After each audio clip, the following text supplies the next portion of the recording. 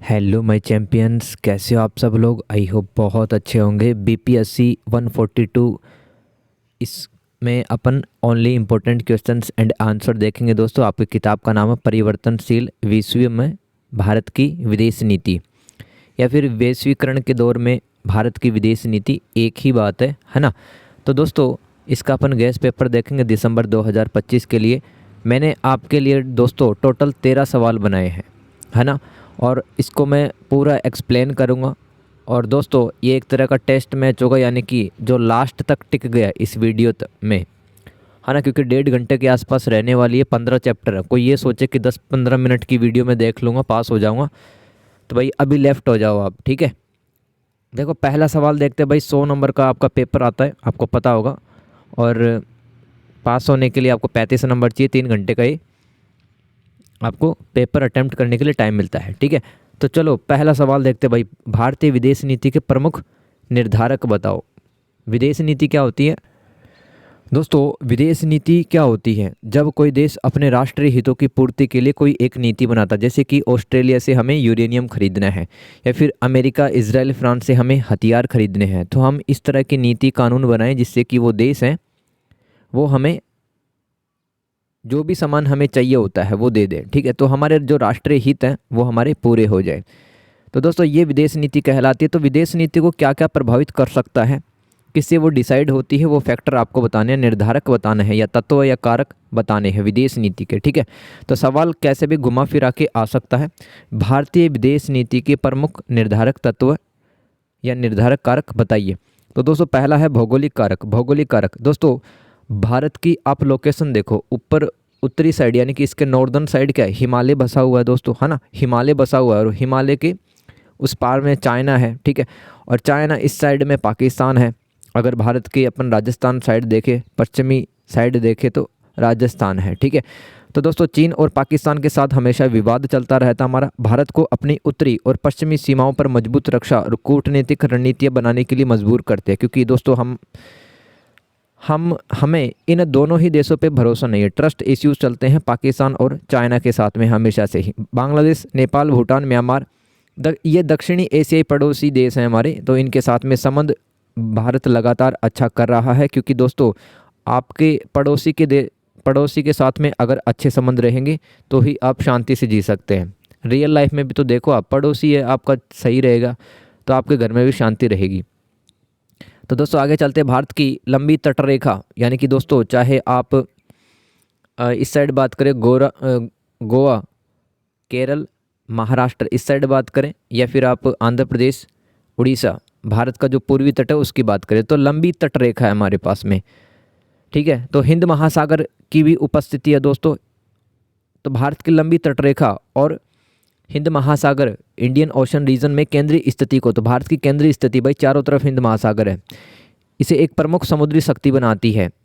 प्रमुख व्यापारिक मार्गों जैसे कि हमारे पास में हॉर्मुज और मलक्का जलडमरू मध्य है। जलडमरू मध्य यानी कि इसको इंग्लिश में तो स्ट्रेट कहते हैं, STRAIT, स्ट्रेट। यानी कि दोस्तों एक संकरी टाइप की सी एक गली होती है जिसमें पानी भरा होता है, नावें जाती रहती है उससे, ठीक है।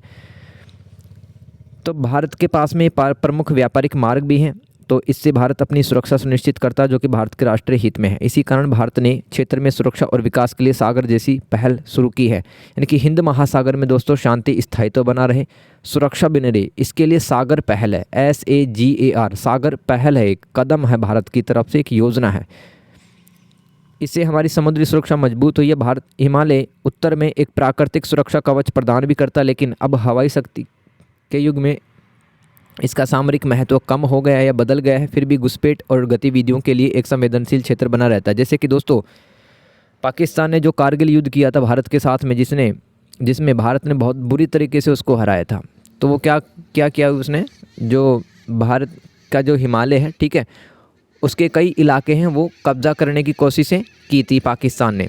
तो दोस्तों भौगोलिक कारक है, इनके माध्यम से भी मतलब भारत की विदेश नीति तय होती है। यानी कि दोस्तों हम हमारे ज्योग्राफी पे, हम हमारे मतलब हिमालय पे, रेगिस्तान पे, अच्छे से अगर कंट्रोल करेंगे हम, हमारी तट रेखा जो भूगोल है, भूगोल का एक हिस्सा है, उस पर अगर हम नियंत्रण करेंगे तो हमारी जो विदेश नीति है वो मजबूत होगी, भारत के राष्ट्रीय हित पूरे होंगे। आगे चलते हैं दोस्तों, आर्थिक कारक। भारत की विदेश नीति को आर्थिक कारक भी प्रभावित करते हैं, जैसे कि भारत अब व्यापार और निवेश को बढ़ावा देने के लिए द्विपक्षीय यानी कि दो देशों के बीच में जो संबंध स्थापित होते हैं उसको बायलेटरल या द्विपक्षीय कहते हैं। और बहुपक्षीय का मतलब है कि बहुत सारे देश इकट्ठा मिलकर के संबंध बनाते हैं।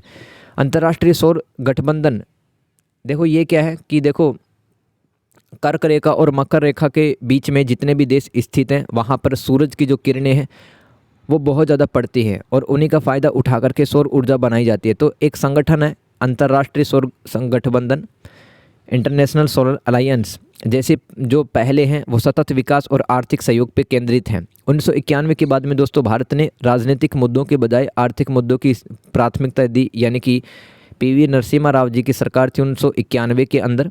फिर हमने आर्थिक सुधार लागू किए जिसके अंदर उदारीकरण, निजीकरण, वैश्वीकरण लागू किया। वैश्वीकरण के कारण, वैश्वीकरण क्या है, एक प्रोसेस है दोस्तों, एक प्रक्रिया है जिससे कि हम दुनिया से जुड़ते हैं, पर्यटन के माध्यम से, चाहे वो अर्थव्यवस्था के माध्यम से, शिक्षा के माध्यम से, संस्कृति के माध्यम से, ठीक है। तो वैश्वीकरण के कारण भारत अब विश्व व्यापार संगठन यानी कि WTO, वर्ल्ड ट्रेड ऑर्गेनाइजेशन और आसियान, आसियान क्या है दोस्तों, ये दक्षिण पूर्वी एशियाई देशों का समूह है ये आसियान, जैसे मंचों में सक्रिय यानी कि भारत है वो लगातार पार्टिसिपेट करता है इनकी मीटिंगों में, समझता है, देखता है। बढ़ती ऊर्जा ज़रूरतों के कारण दोस्तों आज हमारी जो ऊर्जा ज़रूरतें हैं बढ़ती जा रही है, यानी कि एक ही घर के अंदर 4-5 मोबाइल हो गए हैं, इलेक्ट्रिक स्कूटी, इलेक्ट्रिक कार वगैरह हमने ख़रीद ली है, हमारी ऊर्जा आवश्यकता लगातार बढ़ती जा रही है। तो इसलिए दोस्तों हमें ऊर्जा की यानी कि बिजली की, तेल की आवश्यकता होगी, प्राकृतिक गैस भी, CNG वगैरह भी चाहिए, LPG वगैरह भी चाहिए। तो हम किसकी तरफ निगाहें हमारी है, हमारी निगाहें दोस्तों मध्य पूर्व की तरफ, मिडिल ईस्ट की तरफ है, अफ्रीका की तरफ है। यानी कि मध्य पूर्व में कौन आता है, ये आपका तजाकिस्तान, किर्गिस्तान, तुर्कमेनिस्तान, ये सब देश आते हैं, और अफ्रीका, इनसे अपन ऊर्जा आवश्यकताएँ पूरी कर सकते हैं। आगे चलते हैं, खनिज और कृषि उत्पादों जैसे संसाधनों तक पहुंच सुनिश्चित करने के लिए पड़ोसी और क्षेत्रीय शक्तियों के साथ हमने संबंध सुधारे हैं। विदेश नीति का एक मुख्य उद्देश्य शांतिपूर्ण बाहरी वातावरण बनाना है ताकि समावेशी आर्थिक विकास और गरीबी उन्मूलन जैसे घरेलू लक्ष्य पूरे हो सकें। दोस्तों हमारी जो भारत की नीति है ना वो इस तरह से डिज़ाइन की गई है, इस तरह से डिज़ाइन की गई है कि भारत में आर्थिक विकास हो, यानी कि उद्योग धंधे लगें, लोगों को रोज़गार, नौकरियां, काम धंधा मिले और गरीबी उन्मूलन, पावर्टी है वो एलिमिनेट हो जाए, गरीबी दूर हो जाए।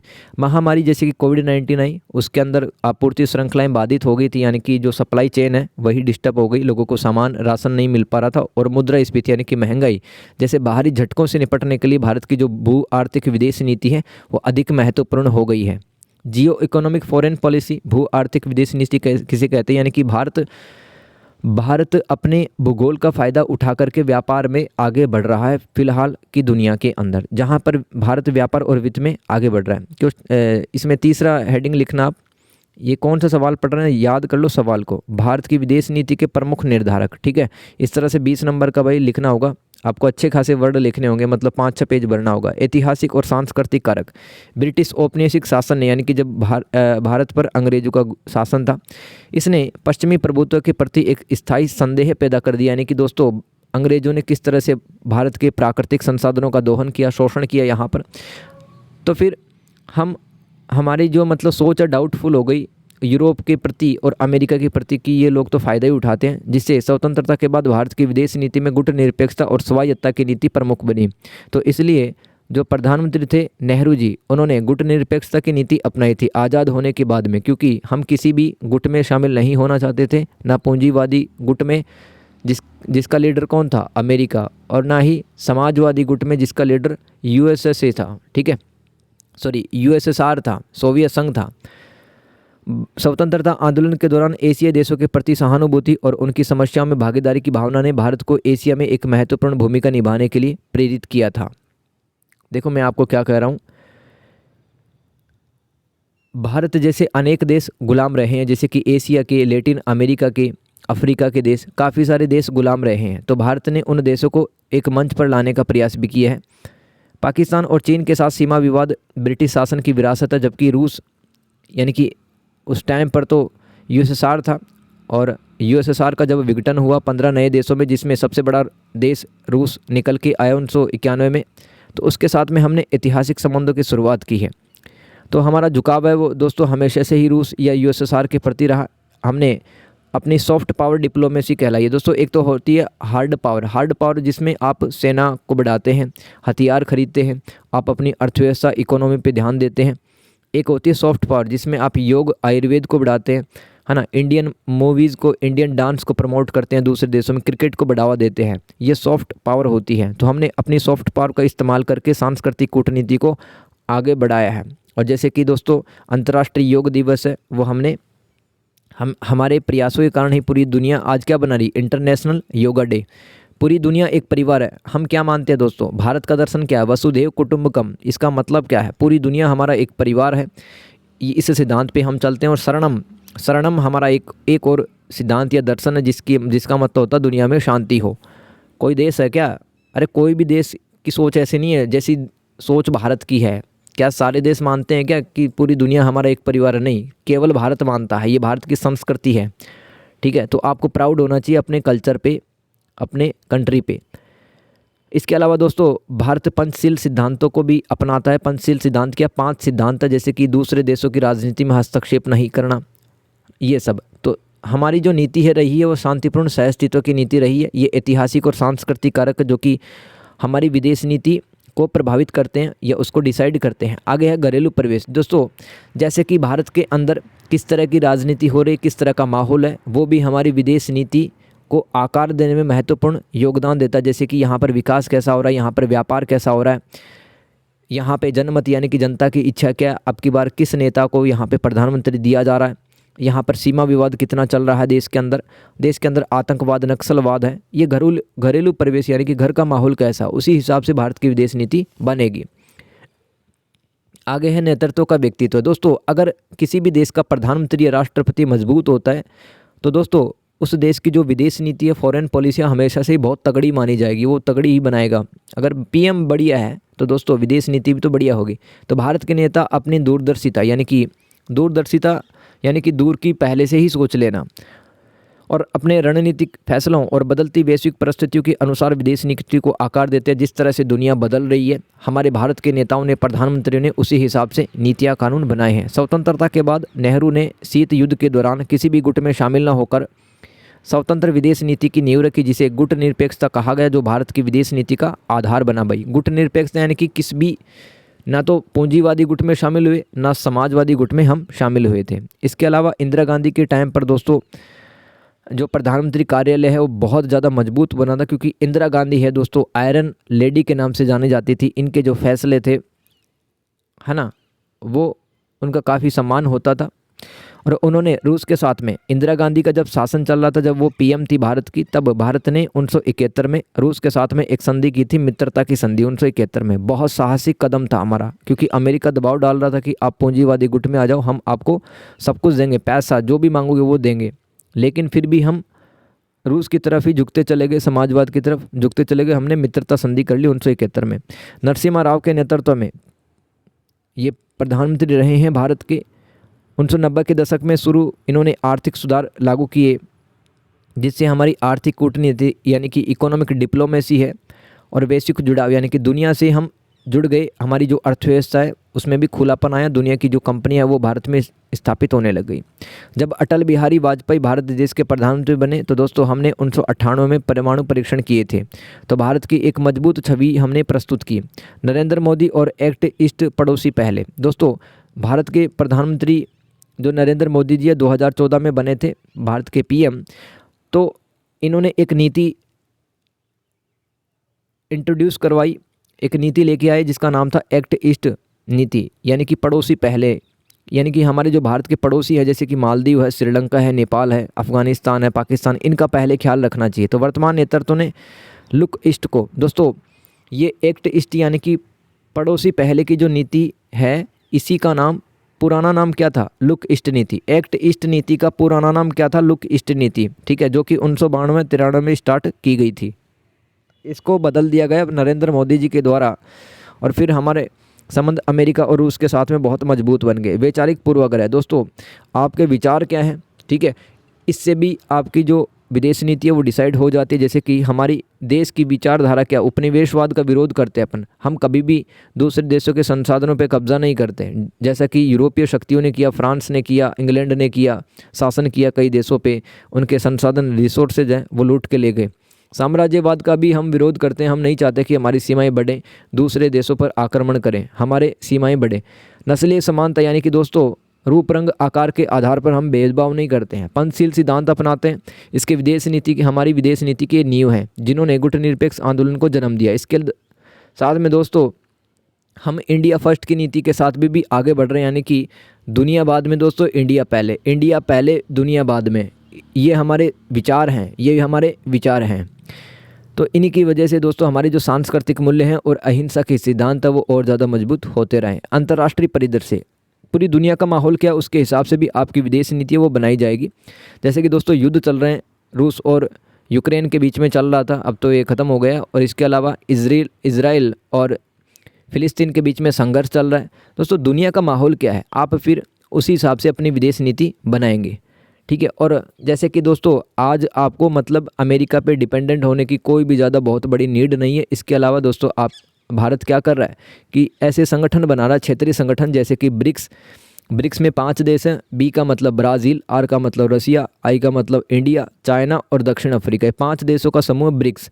तो ब्रिक्स के माध्यम से भारत अपनी आवश्यकताओं को पूरा कर रहा है। और G20 में काफ़ी सारे देश हैं भाई, है ना, G20 में काफ़ी सारे देश हैं, तो ये मिल करके अनेक समस्याओं का समाधान निकाल पा रहे हैं। तो ये पूरी दुनिया का माहौल है भाई, दुनिया का माहौल जैसा होगा भाई, दुनिया अगर स्वार्थी है तो उसी हिसाब से हम नीति बनाएंगे, हमारी विदेश नीति वैसी ही होगी। लघु कारक, देखो कुछ ऐसे कारक भी हैं जो कि आपकी विदेश नीति को प्रभावित कर सकते हैं। जैसे कि जो हमारा पार्टी सिस्टम, यानी कि भारत के अंदर बतेरी पार्टी सिस्टम है, दलीय व्यवस्थाएं हैं, जैसे कि कांग्रेस पार्टी है, बीजेपी पार्टी है, बहुत सारी पार्टी है। तो अनेक पार्टियों की अनेक सोच हो सकती है दोस्तों, है ना। तो हमारी जो विदेश नीति है ना, उसमें जब वो बनाई जाएगी विदेश नीति, जैसे कि अमेरिका के खिलाफ बना रहे हैं अपन, है ना, या सॉरी अमेरिका के प्रति अपन विदेश नीति बना रहे हैं, तो उस विदेश नीति में सभी पार्टियों की सोच शामिल होगी। इसमें ये लिख देना आप। क्वेश्चन नंबर 2, भारतीय विदेश नीति के सिद्धांत बताइए। ये दूसरा सवाल होगा भाई, सॉरी ये चौथा सवाल है, ठीक है, ये मिस प्रिंट हुआ है यहाँ पे, नहीं सही बोल रहा हूँ मैं, ये पहला ही सवाल कंप्लीट हुआ भाई, 17 मिनट लग गए इसको, ये सबसे बड़ा सवाल था। अब तो छोटे छोटे सवाल आएंगे, मतलब आप समझ गए हो ना आप कि मतलब कैसे आपको आंसर लिखना है। क्वेश्चन नंबर 2, भारतीय विदेश नीति के सिद्धांत आपको बताने हैं। देखो एक तो पंचशील सिद्धांत क्या था, ये 5 सिद्धांतों का समूह जो भारत और चीन के बीच 1954 में हस्ताक्षरित, यानी कि भारत और चीन के नेताओं ने 1954 में इन 5 सिद्धांतों पर अपने साइन कर दिए और एक समझौता बन गए, पंचशील समझौता है, पंचशील सिद्धांत।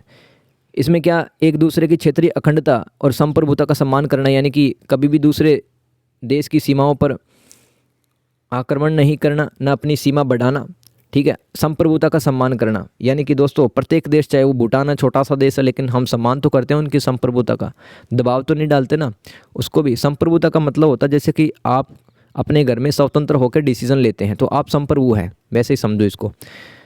तो एक दूसरे के प्रति अनाक्रमण यानी कि अटैक नहीं करेंगे, ये पंचशील सिद्धांत है। और इसके अलावा एक दूसरे के आंतरिक मामलों में हस्तक्षेप नहीं करेंगे, समानता और पारस्परिक लाभ यानी कि मिलजुल कर बांट कर खाएंगे, और शांतिपूर्ण सहअस्तित्व है ना, मतलब बहुत ही प्यार भावना से, बहुत मोहब्बत से रहेंगे। ये पंचशील सिद्धांत में 5 बातें लिखी गई थी, 1954 में लिखी गई बातें। गुटनिरपेक्षता क्या दोस्तों, ये भारतीय विदेश नीति का दूसरा सिद्धांत है, गुटनिरपेक्षता, नॉन अलाइनमेंट। तो शीत युद्ध के दौरान, जो कि 1945 के बाद में स्टार्ट हो गया था, 1991 में ख़त्म हो गया था, ठीक है। और उसमें ख़त्म कैसे हुआ, यूएसएसआर का जो विघटन हो गया था 15 नए देशों में। तो शीत युद्ध के दौरान किसी भी प्रमुख जो शक्ति है उसके साथ में हम नहीं जुड़े, और हमने अपनी स्वतंत्र विदेश नीति का पालन ही किया है। इसके अलावा उपनिवेशवाद, साम्राज्यवाद और नस्लवाद का हमने विरोध किया। भारत हमेशा उपनिवेशवाद के खिलाफ रहा है, और दक्षिण अफ्रीका में रंग भेद नीति का हमने विरोध भी किया है। आगे चलते हैं, विश्व शांति और निरस्त्रीकरण। देखो दुनिया में शांति, पीस चाहते हैं अपन। निरस्त्रीकरण का मतलब क्या है कि हथियार ख़त्म कर देना, नए हथियारों का उत्पादन नहीं करना, न ही नए हथियारों को दूसरे देशों से मंगवाना, निरस्त्रीकरण कहलाता भाई। तो निरस्त्रीकरण का विरोध करता है और विश्व शांति को आगे बढ़ाता है भारत, ये विदेश नीति का सिद्धांत है। राष्ट्रीय हितों का संरक्षण, दोस्तों भारत अपने सुरक्षा को लेकर के काफ़ी ज़्यादा अलर्ट रहता है। भारत आर्थिक विकास के लिए अनुकूल माहौल बनाता है। भारत क्या कर रहा है, बड़े बड़े बिजनेसमैन हैं, बड़े बड़े जो बिजनेस टाइकून हैं, बड़ी कंपनियां, उनको आकर्षित करने के लिए अपने यहाँ पर देश में बहुत अनुकूल व्यापारिक माहौल को भारत तैयार कर रहा है। आगे चलते हैं भाई, बहु संरेखण मल्टी अलाइनमेंट। देखो आज की इस जटिल दुनिया के अंदर मतलब हम एक देश पर डिपेंडेंट नहीं हो सकते, ना अमेरिका पर, ना रसिया पर, ना जापान पे। हमें ऐसे कुछ देश पकड़ने पड़ेंगे जिनके साथ में हम अपने राष्ट्रीय हित पूरे कर सकते हैं, अपनी आवश्यकताओं पूरी कर सकते हैं। जैसे कि दोस्तों हमने क्वाड एक ग्रुप बनाया है, QUAD क्वाड ग्रुप बनाया है। इस क्वाड में 4 देश हैं, अमेरिका, जापान, ऑस्ट्रेलिया और भारत, क्वाड, ठीक है। और SCO ये संघाई कोऑपरेशन ऑर्गेनाइजेशन है, संघाई सहयोग संगठन। इसके अंदर मतलब बहुत सारे देश है भाई, चीन, भारत और पाकिस्तान जैसे देश है इसके अंदर।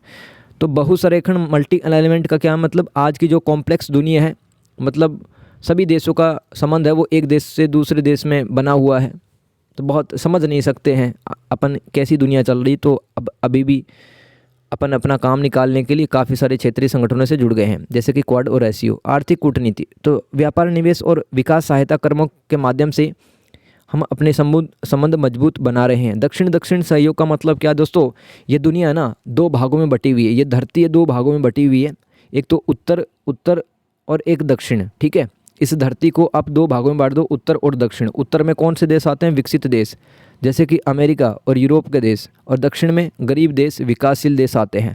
तो जब गरीब देश और विकासशील देश आपस में एक दूसरे का सहयोग करते हैं तो इसको दक्षिण दक्षिण सहयोग के नाम से जाना जाता है। तो भारत है अनेक विकासशील देशों, जैसे कि हम ब्राज़ील के साथ में, हम दक्षिण अफ्रीका के साथ में, जापान के साथ में मिलकर के काम कर रहे हैं। ये हमारी विदेश नीति का सिद्धांत है। और जैसे कि ITEC कार्यक्रम एक प्रोजेक्ट है भाई, ये प्रोग्राम है, संयुक्त राष्ट्र का हमने समर्थन किया। भारत संयुक्त राष्ट्र का एक सक्रिय और संस्थापक सदस्य और वैश्विक शासन में सुधार, विशेषकर सुरक्षा परिषद में दोस्तों, UNSC यानी कि संयुक्त राष्ट्र सुरक्षा परिषद, जिसमें 5 स्थायी देश हैं, भारत अस्थायी देश है, ठीक है। तो उसको समर्थन कर रहे हैं कि मतलब इसमें सुधार होने चाहिए। क्वेश्चन नंबर 3 दोस्तों, भारत में विदेश नीति के निर्माण में शामिल संस्थाओं के बारे में बताइए। भारत की विदेश नीति के निर्माण की प्रक्रिया बताइए। कैसे भी सवाल आ सकता भाई ये, कि मतलब हमारी जो भारत की विदेश नीति है एक जटिल प्रक्रिया के से होकर के गुजरती है, आपको वो जटिल प्रक्रिया बतानी है, या फिर इसके अंदर जो शामिल संस्थाएं हैं, जैसे कि दोस्तों हमारी विदेश नीति है, इसको बनाने में किस किस का योगदान रहता है। एक तो विदेश मंत्रालय का, मिनिस्ट्री ऑफ एक्सटर्नल अफेयर, इसके अलावा प्रधानमंत्री कार्यालय, राष्ट्रीय सुरक्षा परिषद, मंत्रिपरिषद और कैबिनेट। दोस्तों ये बहुत सारी एजेंसियां मिलकर के हमारी विदेश नीति बनाती हैं। ऐसा नहीं कि प्रधानमंत्री खुद बनाता है एक पेपर पे, ऐसा नहीं है भाई, उसमें सभी लोगों के विचार, सभी संस्थाओं के, एजेंसियों के विचार शामिल होते हैं। तो देखो कैसे बनती है, ये सवाल कैसे भी घुमा फिरा के आ सकता है, लेकिन आप कीवर्ड समझ जाओ। अगर आपको दिखे भारत में विदेश नीति किस तरह से बनती है, कौन इसके अंदर शामिल है, तो यही लिखना है आपको, यही छाप के आना है। विदेश मंत्रालय भाई, MEA ministry of external affair, जो कि बाहरी मामलों को देखता है। तो भारत की विदेश नीति का निर्माण, कार्यान्वयन यानी कि इसको लागू करना, और अंतर्राष्ट्रीय संबंधों का दैनिक संचालन, यानी कि दोस्तों दैनिक संचालन का मतलब है कि अमेरिका के साथ लगातार कांटेक्ट में रहते हैं अपन, रसिया, जापान, ऑस्ट्रेलिया, जितने भी दुनिया के देश हैं उसके साथ में लगातार कांटेक्ट में रहता है विदेश मंत्रालय। इसका काम क्या है, विदेशी मिशनों के साथ संचार बनाए रखना, सूचना और विश्लेषण प्रदान करना, और नीति की योजना बनाना, किस तरह से हमें आगे बढ़ना है वो योजना कौन बनाता है, विदेश मंत्रालय। इसके अलावा दोस्तों प्रधानमंत्री कार्यालय भी है, इसकी मुख्य भूमिका क्या है, प्रधानमंत्री को सहायता और सलाह देना, और नीति निर्माण का केंद्र बिंदु होना। PMO क्या है, नीति निर्माण का केंद्र बिंदु है।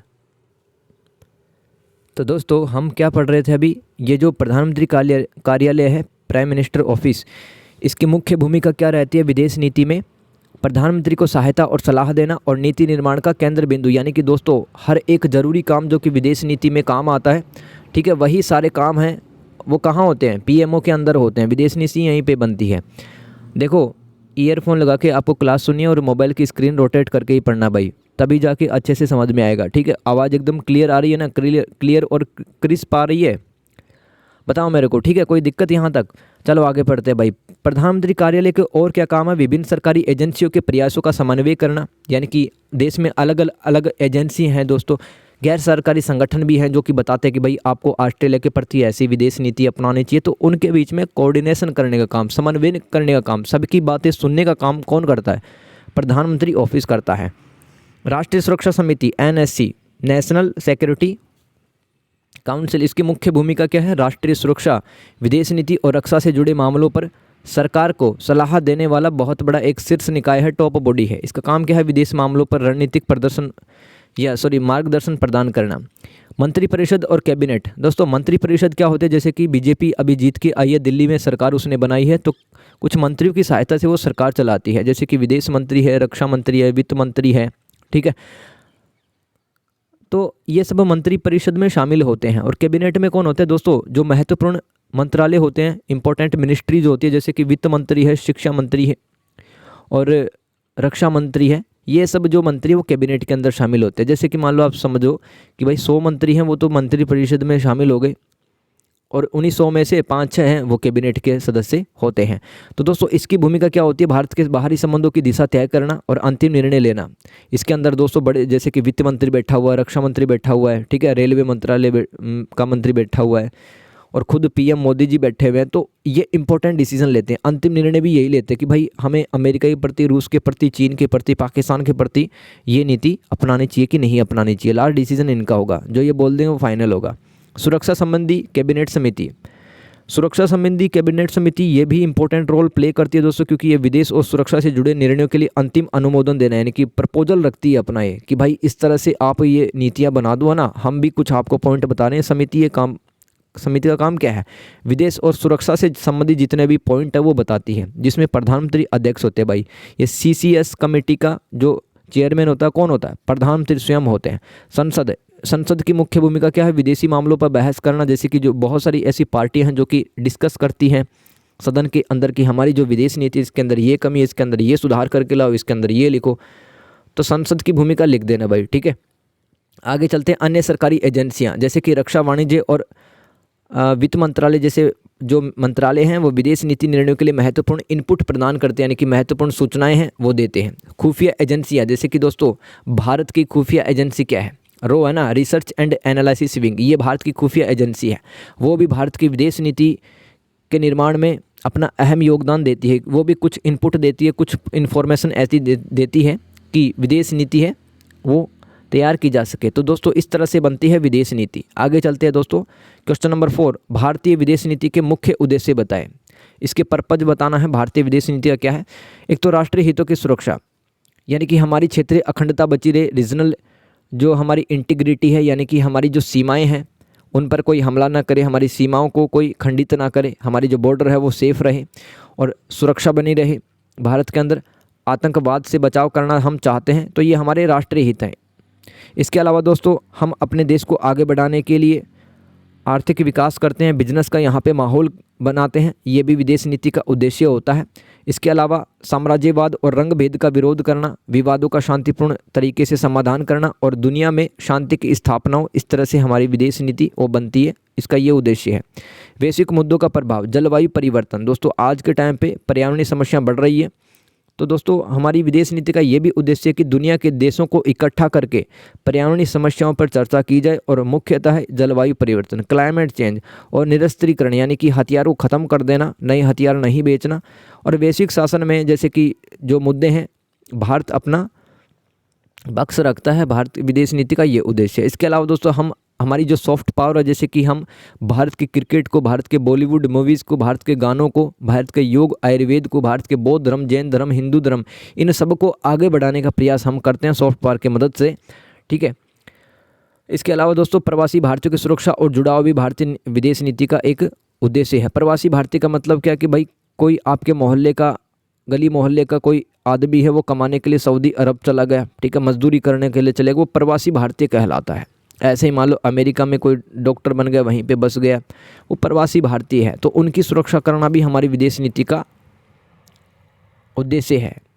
क्वेश्चन नंबर 5, शीत युद्ध के दौरान भारत अमेरिकी संबंधों पे चर्चा करे। भाई शीत युद्ध 1945 और 1991 के बीच हुआ था। शीत युद्ध में असली लड़ाई नहीं थी, केवल विचारधाराओं की लड़ाई थी, ठीक है, एक दूसरे पे कमेंट पास करते थे, है ना। और मतलब पैसा इकट्ठा करते थे, दूसरे देशों को भड़काते थे, कभी असली लड़ाई नहीं हुई सोवियत संघ और अमेरिका के बीच में। तो उस दौरान भारत और अमेरिका के जो रिलेशनशिप है वो कैसी आगे चली हम डिस्कस करते हैं। शीत युद्ध के दौरान भारत अमेरिकी संबंध मिश्रित और अक्सर तनावपूर्ण थे, यानी कि कभी कभार तो अच्छे हो जाते, कभी बिगड़ जाते थे। जहां भारत ने गुटनिरपेक्षता की नीति अपनाई, वही अमेरिका ने पाकिस्तान का साथ दिया, क्योंकि दोस्तों भारत का झुकाव है वो समाजवाद यानी कि यूएसएसआर सोवियत संघ की तरफ था। गुटनिरपेक्षता बनाम सैन्य संगठन, भारत शीत युद्ध में किसी भी ग्रुप में किसी भी खेमे में शामिल नहीं हुआ, जिससे अमेरिका और सोवियत संघ दोनों से संबंध इसने बनाए रखे। दोस्तों भारत हमेशा तटस्थ रहा, क्योंकि भारत की अपनी ही समस्याएं थी। अगर मान लो अमेरिका के साथ हो जाते तो भारत की अर्थव्यवस्था पर पता नहीं क्या असर हो जाता, या फिर रूस हमारा साथ देता ही नहीं भविष्य के अंदर, क्योंकि रूस ने भारत के पाकिस्तान के साथ जितने भी युद्ध हुए हैं रूस ने साथ दिया हमारा, तो हम किसी भी ग्रुप में ऐड नहीं हुए क्योंकि नुकसान हो सकता था।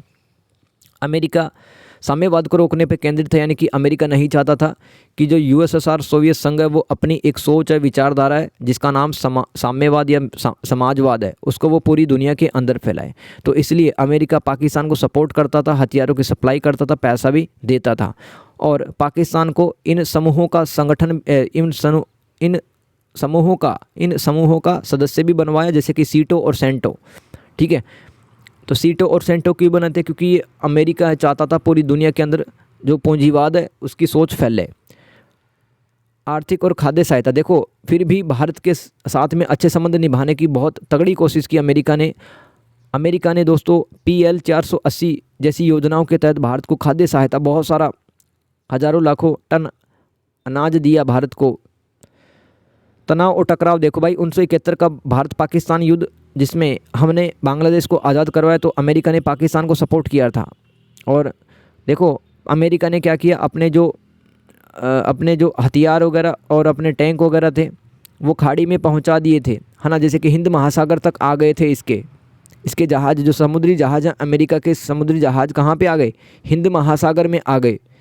किसका सपोर्ट करने के लिए? पाकिस्तान का सपोर्ट करने के लिए। तब दोस्तों हमने रसिया से हेल्प मांगा, और रसिया ने भी अपने जो समुद्री जो विमान वाहक होते हैं उनको भेजा, तब जाके अमेरिका वो पीछे हटा, तो जिससे कि हमारे संबंध तनावपूर्ण हो गए। परमाणु परीक्षण भी कर दिया भाई 1974 में हमने। भारत में दोस्तों राजस्थान राज्य में जैसलमेर ज़िला, वहाँ पर एक तहसील है पोखरण, तो यहाँ पर पहली बार हमने परमाणु परीक्षण किया, और उसके बाद में अमेरिका ने प्रतिबंध लगा दिए, जैसे कि आप हमारे साथ व्यापार नहीं करेंगे, है ना, आप तो हमारी बातें मानते नहीं, तरह तरह के रेस्ट्रिक्शंस लगा दिए, और परमाणु तकनीक के हस्तांतरण पर रोक लगा दी। अमेरिका ने कहा कि भाई भारत अगर बिजली भी बनाना चाहता है तो बिजली बनाने के लिए भी इसको यूरेनियम कुछ भी परमाणु पदार्थ में नहीं दूंगा।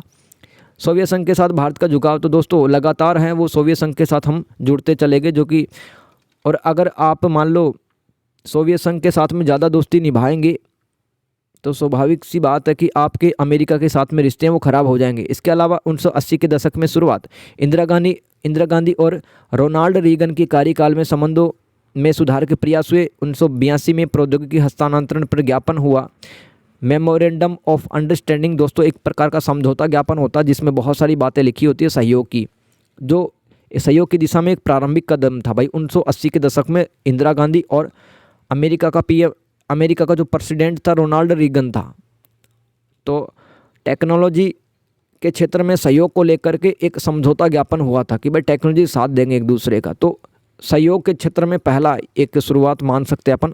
शीत युद्ध के बाद में परिवर्तन, देखो 1991 में शीत युद्ध की समाप्ति हो गई थी भारत के आर्थिक उदारीकरण के बाद, यानी कि हमने अपने बाजार को खोल दिया, हमने उदारीकरण यानी कि सरकारी नियमों में भी ढील दे दी, कोई भी बिजनेस कर सकता था यहाँ पे।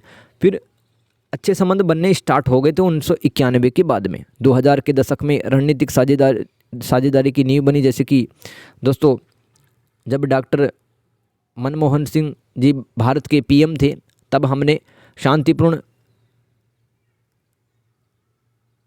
नाभिकीय परमाणुक समझौते भी किए हैं, यानी कि दोस्तों हम हथियार नहीं बनाएंगे उन परमाणुक पदार्थों से, हम तो सिर्फ बिजली वगैरह बनाएंगे। ठीक है, तो इसको कहा जाता है रणनीतिक साझेदारी हमने की है 2000 के दशक में, जो वर्तमान में मजबूत संबंध का आधार भी है भाई। क्वेश्चन नंबर 6, भारत चीन संबंधों पर टिप्पणी लिखिए। भारत चीन संबंध ऐतिहासिक, सांस्कृतिक और आर्थिक रूप से गहरे हैं, ये इंट्रोडक्शन भूमिका में लिख सकते हो दोस्तों। भूमिका लिखते हो तो एग्जामिनर अलग ही इम्प्रेस होता है फिर, है ना। पूरा पर्सन नहीं पढ़ेगा फिर तो आपका ऐसे ही नंबर दे देगा। लेकिन 1962 में चाइना ने हमला कर दिया पीठ पीछे भारत पर और हमारे संबंध खराब हो गए। और इसके अलावा दोस्तों लद्दाख, भारत का लद्दाख और भारत का जो अरुणाचल प्रदेश है वो भी अपने नक्शे में दिखाता रहता है, काफ़ी बार है सीमा विवाद, यहाँ पे बॉर्डर डिस्प्यूट चलता रहता है। इसके कारण से चाइना के साथ में हमारे जो रिलेशंस हैं वो तनावपूर्ण हैं, अच्छे नहीं हैं। हालांकि आज के टाइम पर दोस्तों व्यापार के अंदर बात करें, आयात निर्यात काफ़ी बढ़ गया है और ब्रिक्स में चाइना और भारत एक दूसरे की सपोर्ट करते हैं, मदद करते हैं। सीमा पर वास्तविक नियंत्रण रेखा, लाइन ऑफ एक्चुअल कंट्रोल, दोस्तों चाइना के साथ में भारत की जो सीमा लगती है उसको क्या कहते हैं? लाइन ऑफ एक्चुअल कंट्रोल, वास्तविक नियंत्रण रेखा कहते हैं। यहाँ पर दोस्तों स्थिरता के लिए बहुत सारे समझौते हुए कि चाइना के जो सैनिक है वो भारत में नहीं घुसेंगे, ना ही चाइना है वो भारत की ज़मीन कब्जा करने की कोशिश करेगा। चाहे वो लद्दाख क्षेत्र की बात करें, चाहे वो उत्तराखंड की बात करें, चाहे वो अरुणाचल क्षेत्र की बात करें। तो दोस्तों चुनौतियां भी हैं और सहयोग के क्षेत्र भी बन रहे हैं। तो ऐतिहासिक पृष्ठभूमि देख लो भाई, 20 नंबर का सवाल बन सकता है, ये कैसे भी आ सकता है। चाइना के साथ में अगर आता है तो ऐसे लिखना है आपको। ऐतिहासिक पृष्ठभूमि, कहाँ से ये स्टार्ट होते हैं रिलेशंस? तो प्राचीन काल से ही भारत और चीन के बीच में दोस्तों सांस्कृतिक, धार्मिक और व्यापारिक संबंध रहे हैं। आप जानते हैं जो हैनसांग और जो फाइयान थे, हैनसांग और फाइयान, ये चीनी बौद्ध यात्री थे जो कि भारत में आए थे। चीनी यात्री थे, ये भारत में आए थे दोस्तों 6वीं शताब्दी से ही, मतलब हज़ारों सालों से चाइना के साथ में समझ रहे हैं। बौद्ध धर्म को जानने के लिए आए थे हैनसांग और फाइयान। 1950 में राजनयिक संबंध यानी कि डिप्लोमेटिक रिलेशंस स्टार्ट होते हैं और नारा लगाया गया हिंदी चीनी भाई भाई। लेकिन दोस्तों 1962 में दगाबाज धोखा दे दिया, ठीक है। युद्ध ने संबंधों में बड़ी गिरावट आई, तो एक दगाबाजी हो गई दोस्तों चाइना के द्वारा 1962 के अंदर, ठीक है। क्योंकि भारत पर हमला करना, एक तो हम नारा लगा रहे हैं हिंदी चीनी भाई भाई, उसके बाद में युद्ध करना और भारतीय सैनिकों का मरना वहाँ पर और भारत की ज़मीन को छीनना, ये क्या है? एक विश्वासघात है। उसके बाद में संबंध हमारे अच्छे नहीं रहे। 1962 के युद्ध ने संबंधों में बड़ी गिरावट लाई। संबंधों के प्रमुख पहलू, सीमा विवाद देख लो भाई, अक्साई चीन और अरुणाचल प्रदेश को लेकर के विवाद, जिसके कारण कई बार सैन्य तनाव होता है। लेकिन सीमा पर बंदूकों के इस्तेमाल पर रोक जैसे समझौते हैं कि भाई कितना भी आप सीमा विवाद हो जाए, एक दूसरे पे बंदूक नहीं चलाएंगे, क्योंकि बंदूक चल गई फिर तो युद्ध हो जाएगा और युद्ध का मतलब भाई हज़ारों लाखों लोग हैं मारे जाएंगे। इसके अलावा दोस्तों अगर बात करूं आर्थिक संबंध के साथ में, तो चीन भारत का एक बड़ा व्यापारिक भागीदार है। काफ़ी सारा सामान मंगवाते भी हैं, बेचते भी हैं, लेकिन व्यापार असंतुलन, यानी कि दोस्तों हम ज़्यादा चीज़ें हैं वो मंगवाते हैं, कम चीज़ें बेचते हैं तो हम घाटे में रहते हैं। चीन फ़ायदे में रहता है भारत के साथ व्यापार में। इसके अलावा दोस्तों भारत में चीनी निवेश बढ़ रहा है और भारत सौर ऊर्जा के लिए चीन पर निर्भर है। यानी कि दोस्तों जितना भी हमने ये प्लेट व्लेट मंगवाते रहते हैं, सोलर सूरज से जब हम एनर्जी बनाने के लिए प्लेट वगैरह मंगवाते हैं ना, टेक्नोलॉजी हमारे पास में इतनी एडवांस नहीं है। वो प्लेट वगैरह कहाँ से आती है? वो चाइना से आती है, क्योंकि अभी भी काफ़ी सारी चीज़ें हैं वो भारत में नहीं बनती हैं।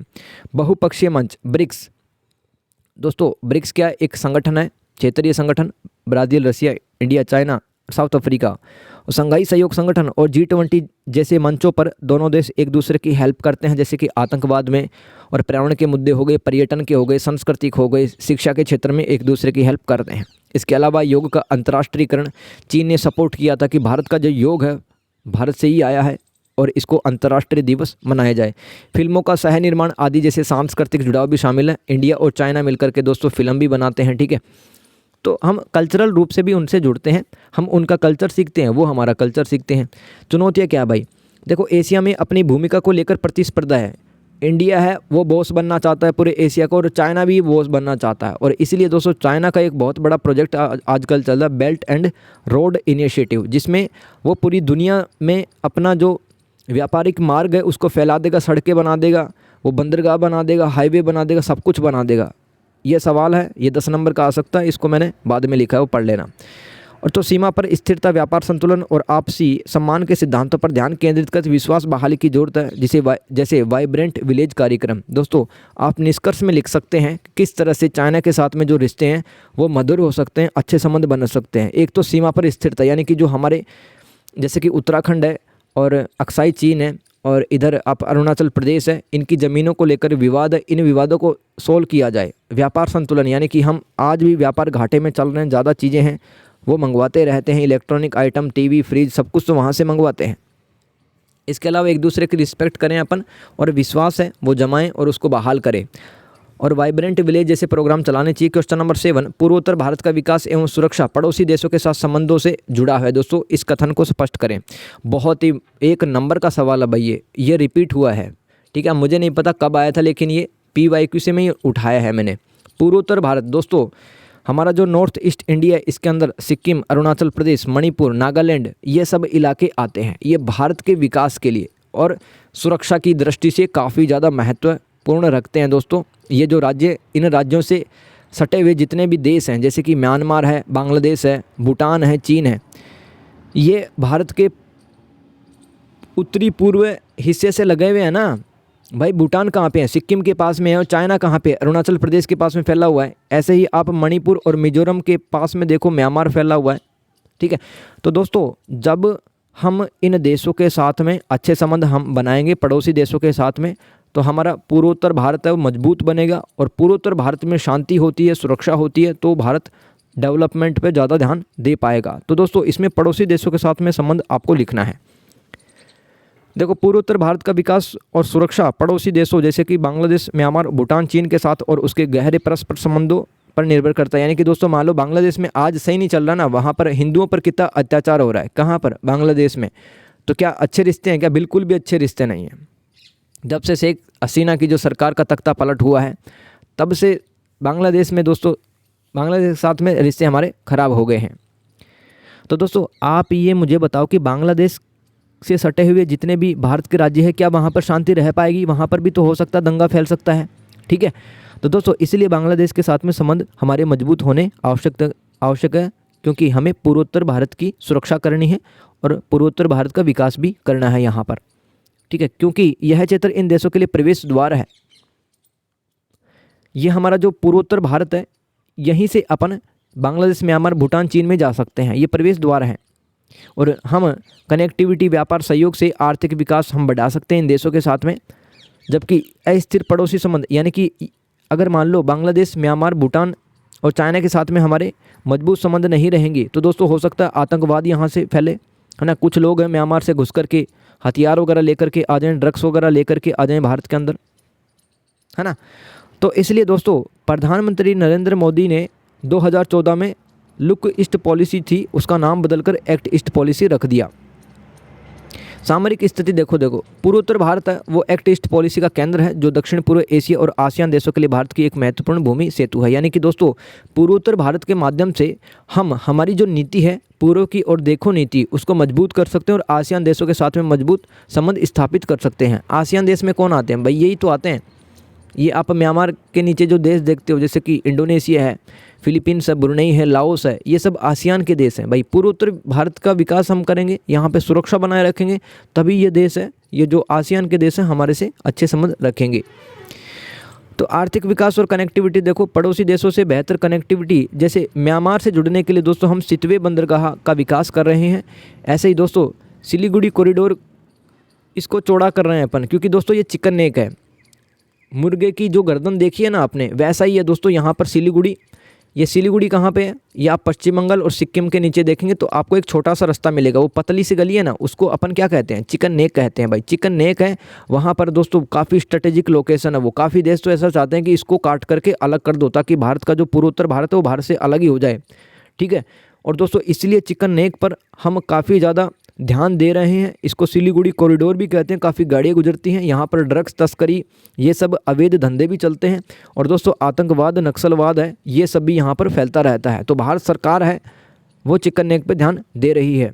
Kaladan multi modal transit project जैसे हमने कुछ परियोजनाएं चला रखी हैं, क्योंकि हम पूर्वोत्तर भारत को आर्थिक रूप से मजबूत बनाना चाहते हैं। हम यहाँ पर व्यापार पर्यटन बढ़ाना चाहते हैं, जैसे कि बांग्लादेश से चिकित्सा पर्यटन, कि बांग्लादेश से लोग आएँ, बीमार लोग आएँ, भारत के अंदर इलाज कराएँ, वो मेडिकल टूरिज़्म कहलाता है। सुरक्षा चुनौतियां और सहयोग। म्यांमार जैसे पड़ोसी देशों में अस्थिरता, जैसे कि म्यांमार के अंदर सेना का शासन चलता रहता है, यहाँ पे कोई नॉर्मल शासन नहीं चलता, लोकतंत्र नहीं यहाँ पे 2021 में जो सेना के अधिकारी थे उन्होंने नेताओं को गद्दी से हटाकर खुद बैठ गए। तो सैन्य तख्तापलट सैनिक शासन इसे कहते हैं।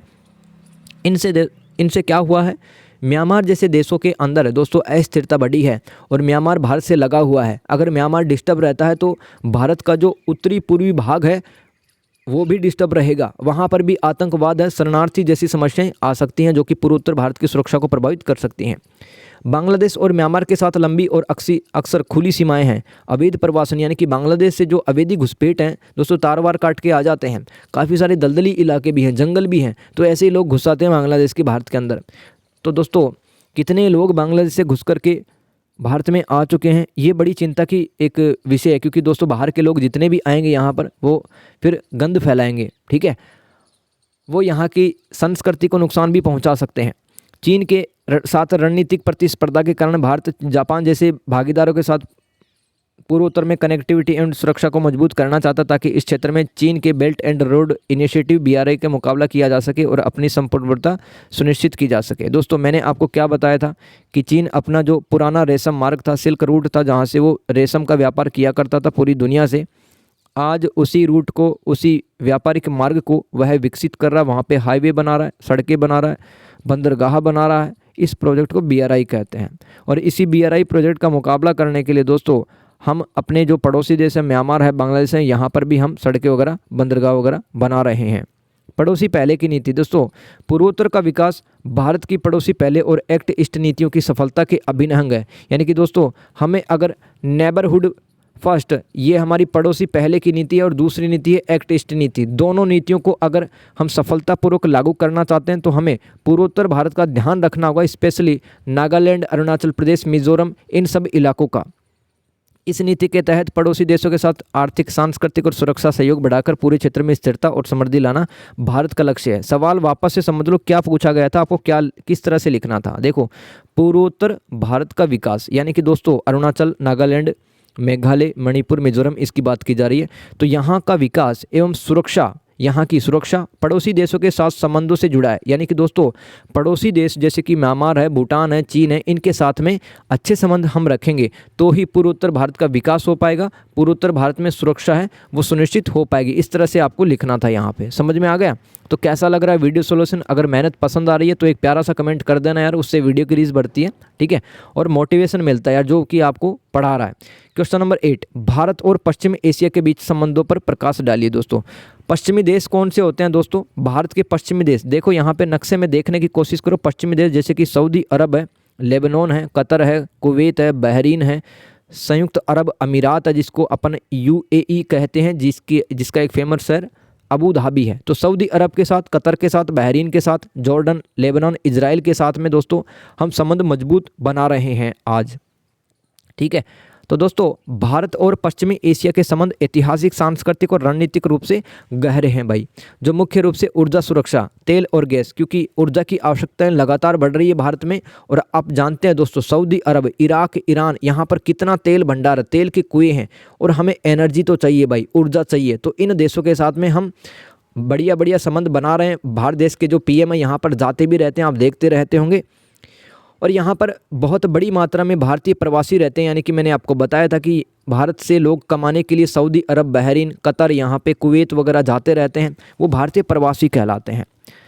आतंकवादी विरोधी सहयोग, क्योंकि दोस्तों पश्चिमी जो एशिया है, पश्चिमी एशिया वो भी आतंकवाद से ग्रसित है दोस्तों, है ना। काफ़ी सारे आतंकवादी संगठन है भारत के अंदर भी, वो काफ़ी बार है बम धमाके वगैरह करते रहते हैं। तो इन देशों के साथ में जब भारत मजबूत संबंध रखेगा तो मुझे बताओ भारत में शांति रहेगी कि नहीं रहेगी? अब देखो सऊदी अरबिया से कह दिया कि भाई, ईरान से कह दिया कि भारत में आतंकवाद नहीं फैलना चाहिए, ठीक है, अगर अच्छे संबंध है तो वो कहेंगे टेंशन मत करो, तुम हमारे सबसे बड़े दोस्त हो, हम फैलने नहीं देंगे, टेंशन मत करो तुम, ठीक है। और भारत है दोस्तों चाबहार बंदरगाह, जो कि ईरान देश में स्थित है, चाबहार बंदरगाह, जिसके माध्यम से अपन पश्चिमी एशिया के साथ में कनेक्ट हो जाएंगे। इसके अलावा अपन IMEC मॉडल पे भी काम कर रहे हैं, इसके तहत भी अपन व्यापार को आगे बढ़ाएंगे। ऊर्जा सुरक्षा भाई, ऊर्जा सुरक्षा, पश्चिमी एशिया भारत के कच्चे तेल और प्राकृतिक गैस का सबसे बड़ा स्रोत है। कहाँ से हम कच्चा तेल मंगवाते हैं, और जो हमारी जो CNG LPG वगैरह आती है कहाँ से आती है? ये आती है इन देशों के साथ में। पश्चिम एशिया के जो देश है जैसे कि कतर है, कुवैत है, ईरान है, इराक, यहाँ से आती है भाई। भारत हाइड्रोकार्बन से आगे बढ़कर हरित ऊर्जा और ग्रीन हाइड्रोजन के क्षेत्र में भी सहयोग इनसे आगे बढ़ा रहा है। हाइड्रोकार्बन का मतलब क्या है? डीजल, पेट्रोल, इनको हाइड्रोकार्बन कहते हैं भाई, ठीक है। इनसे आगे बढ़कर अपन ग्रीन एनर्जी की बात कर रहे हैं इन देशों के साथ में। आर्थिक और व्यापारिक संबंध, यूएई यानी कि संयुक्त अरब अमीरात एक देश है पश्चिमी एशिया का, और सऊदी अरब भारत के प्रमुख व्यापारिक साझेदार हैं। बहुत ही बढ़िया ट्रेड पार्टनर हमारे। भारत और यूएई देश ने मिलकर दोस्तों एक समझौता किया है जिसका नाम है व्यापक आर्थिक भागीदारी समझौता, कॉम्प्रिहेंसिव इकोनॉमिक पार्टनरशिप एग्रीमेंट। ये साइन किया है भारत ने यूएई के साथ में, ताकि भारत अपना व्यापार बढ़ाए। यह क्षेत्र यानी कि पश्चिमी एशिया भारतीय कृषि उत्पादों, वस्त्र, इलेक्ट्रॉनिक्स और आईटी सेवाओं, आईटी सेवा का मतलब हम सॉफ्टवेयर बना के इनको बेचते रहते हैं पश्चिमी एशिया को। रणनीतिक और सामरिक साझेदारी दोस्तों, भारत ने खाड़ी देशों के साथ, खाड़ी देश मतलब यही सऊदी अरब, इराक, ईरान, कुवैत, इनको खाड़ी देश या गल्फ कंट्री भी कहते हैं, जो कि पश्चिमी एशिया में ही आते हैं ये। इनके साथ में हम लगातार रक्षा और सुरक्षा सहयोग बढ़ा रहे हैं। नौसेना अभ्यास इनके साथ में करते रहते हैं, यानी कि इन देशों की जो नेवी है भारत में आ जाती है, और भारत की नेवी यानी कि भारत की नौसेना और इनकी नौसेना मिलकर के संयुक्त सैन्य अभ्यास करती है, ताकि दोस्तों किसी भी विषम परिस्थिति में आतंकवाद का मुकाबला किया जा सके, समुद्री लुटेरों का मुकाबला किया जा सके। चाबहार बंदरगाह जो कि ईरान में स्थित है, जैसे गलियारों के माध्यम से कनेक्टिविटी पर जोर दिया जा रहा है। अब देखो, अपने को अगर अफगानिस्तान जाना है तो दोस्तों एक तो रास्ता है अमृतसर से होते हुए आप पाकिस्तान के अंदर जाएं, पाकिस्तान से फिर काबुल चले जाएं, काबुल अफगानिस्तान में ही है। लेकिन दोस्तों पाकिस्तान हमें जाने नहीं देता है। जैसे कि हमने हज़ारों टन अनाज है वो अगर देखो अभी दिया था, तो पाकिस्तान ने मना कर दिया कि हम हमारी सड़कों का उपयोग भारत के ट्रकों को नहीं करने देंगे। तो इसलिए विकल्प के रूप में, ऑप्शन के रूप में हमने चाबहार बंदरगाह को विकसित किया है। ईरान में है ये, और ईरान से होते हुए हमारे जितने ट्रक हैं, जितना भी सामान है, हम वहाँ पे अनलोडिंग करके वापस से आ जाएंगे। जनसांख्यिकी और सांस्कृतिक संबंध, पश्चिमी एशिया में बड़ी संख्या में भारतीय लगभग 9 मिलियन यानी कि 90 लाख लोग रहते हैं, जो कि आर्थिक गतिविधियों में शामिल है। मतलब कोई वहाँ पे मजदूरी का काम कर रहा है, कोई वहाँ पे इंजीनियर है, डॉक्टर है, ये सब।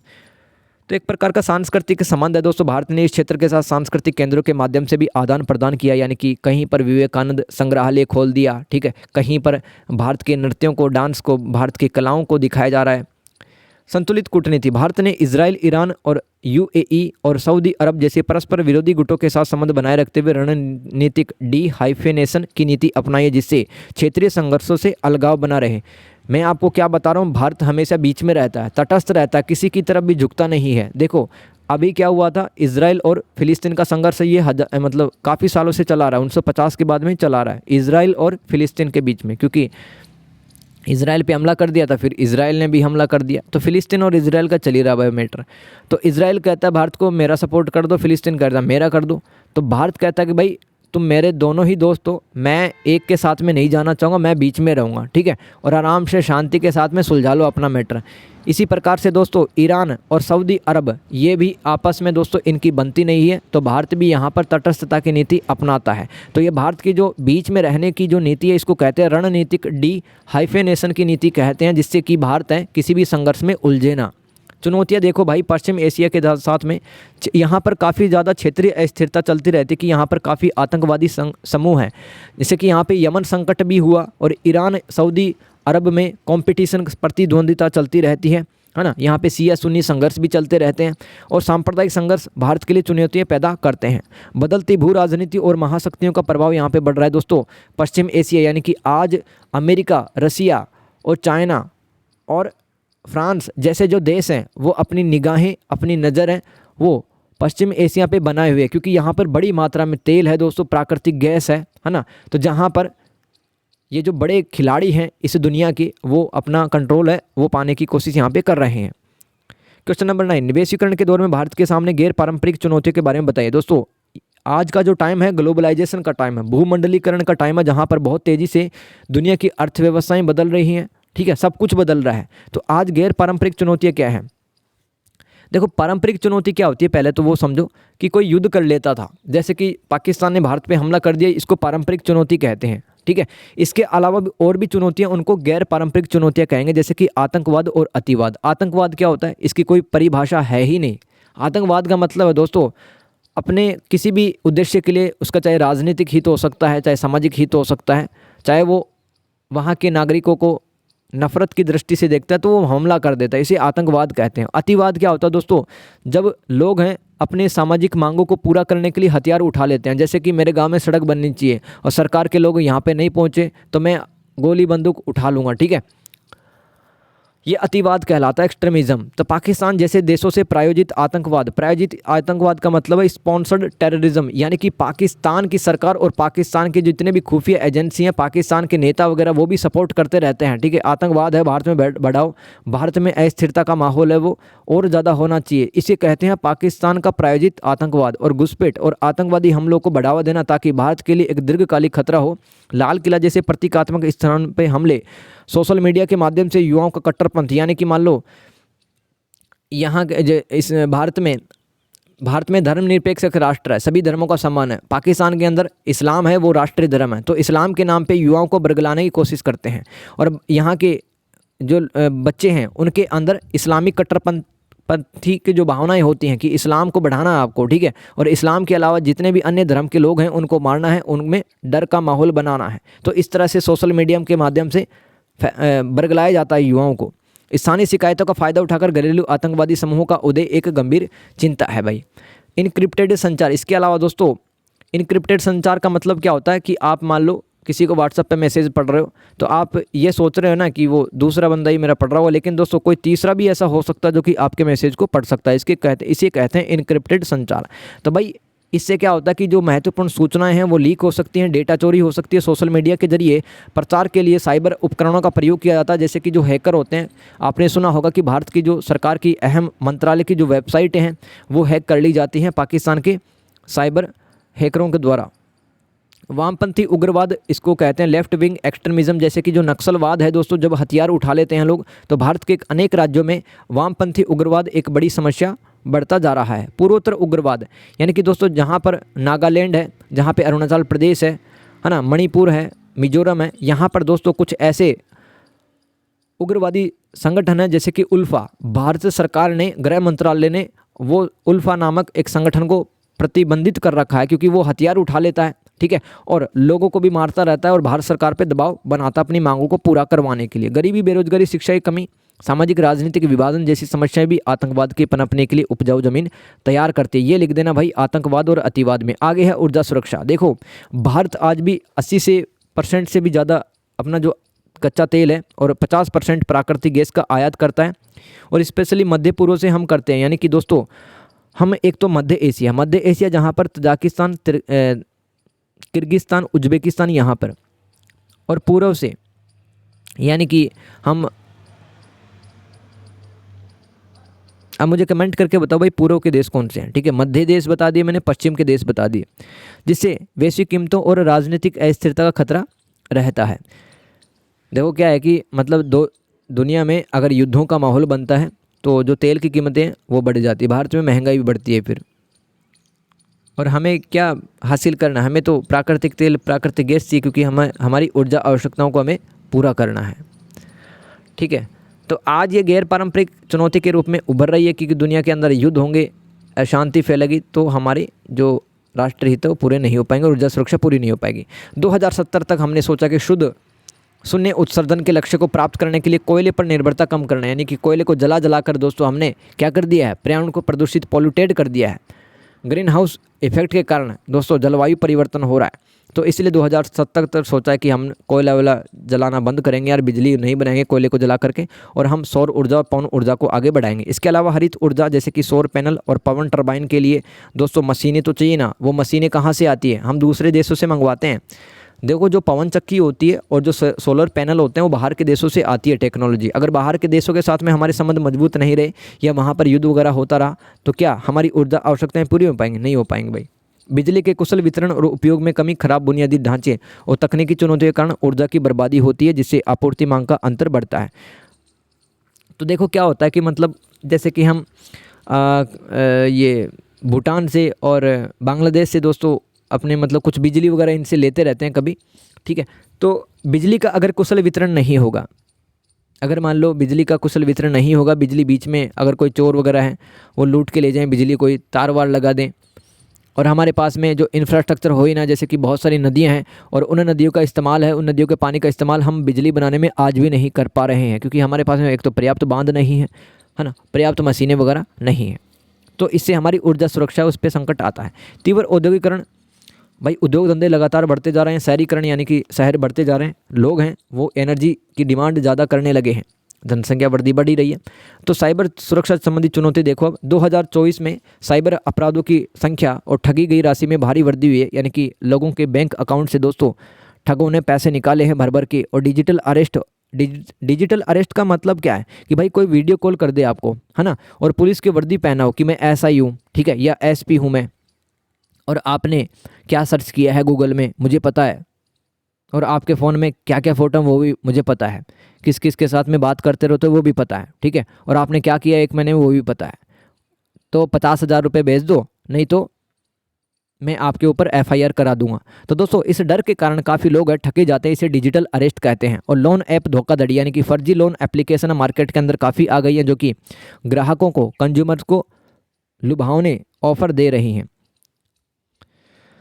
इसके अलावा पावर ग्रिड यानी कि दोस्तों जहाँ पर हमारी बिजली वगैरह बनती है उन सिस्टम को हैक कर लिया जाता है काफ़ी बार।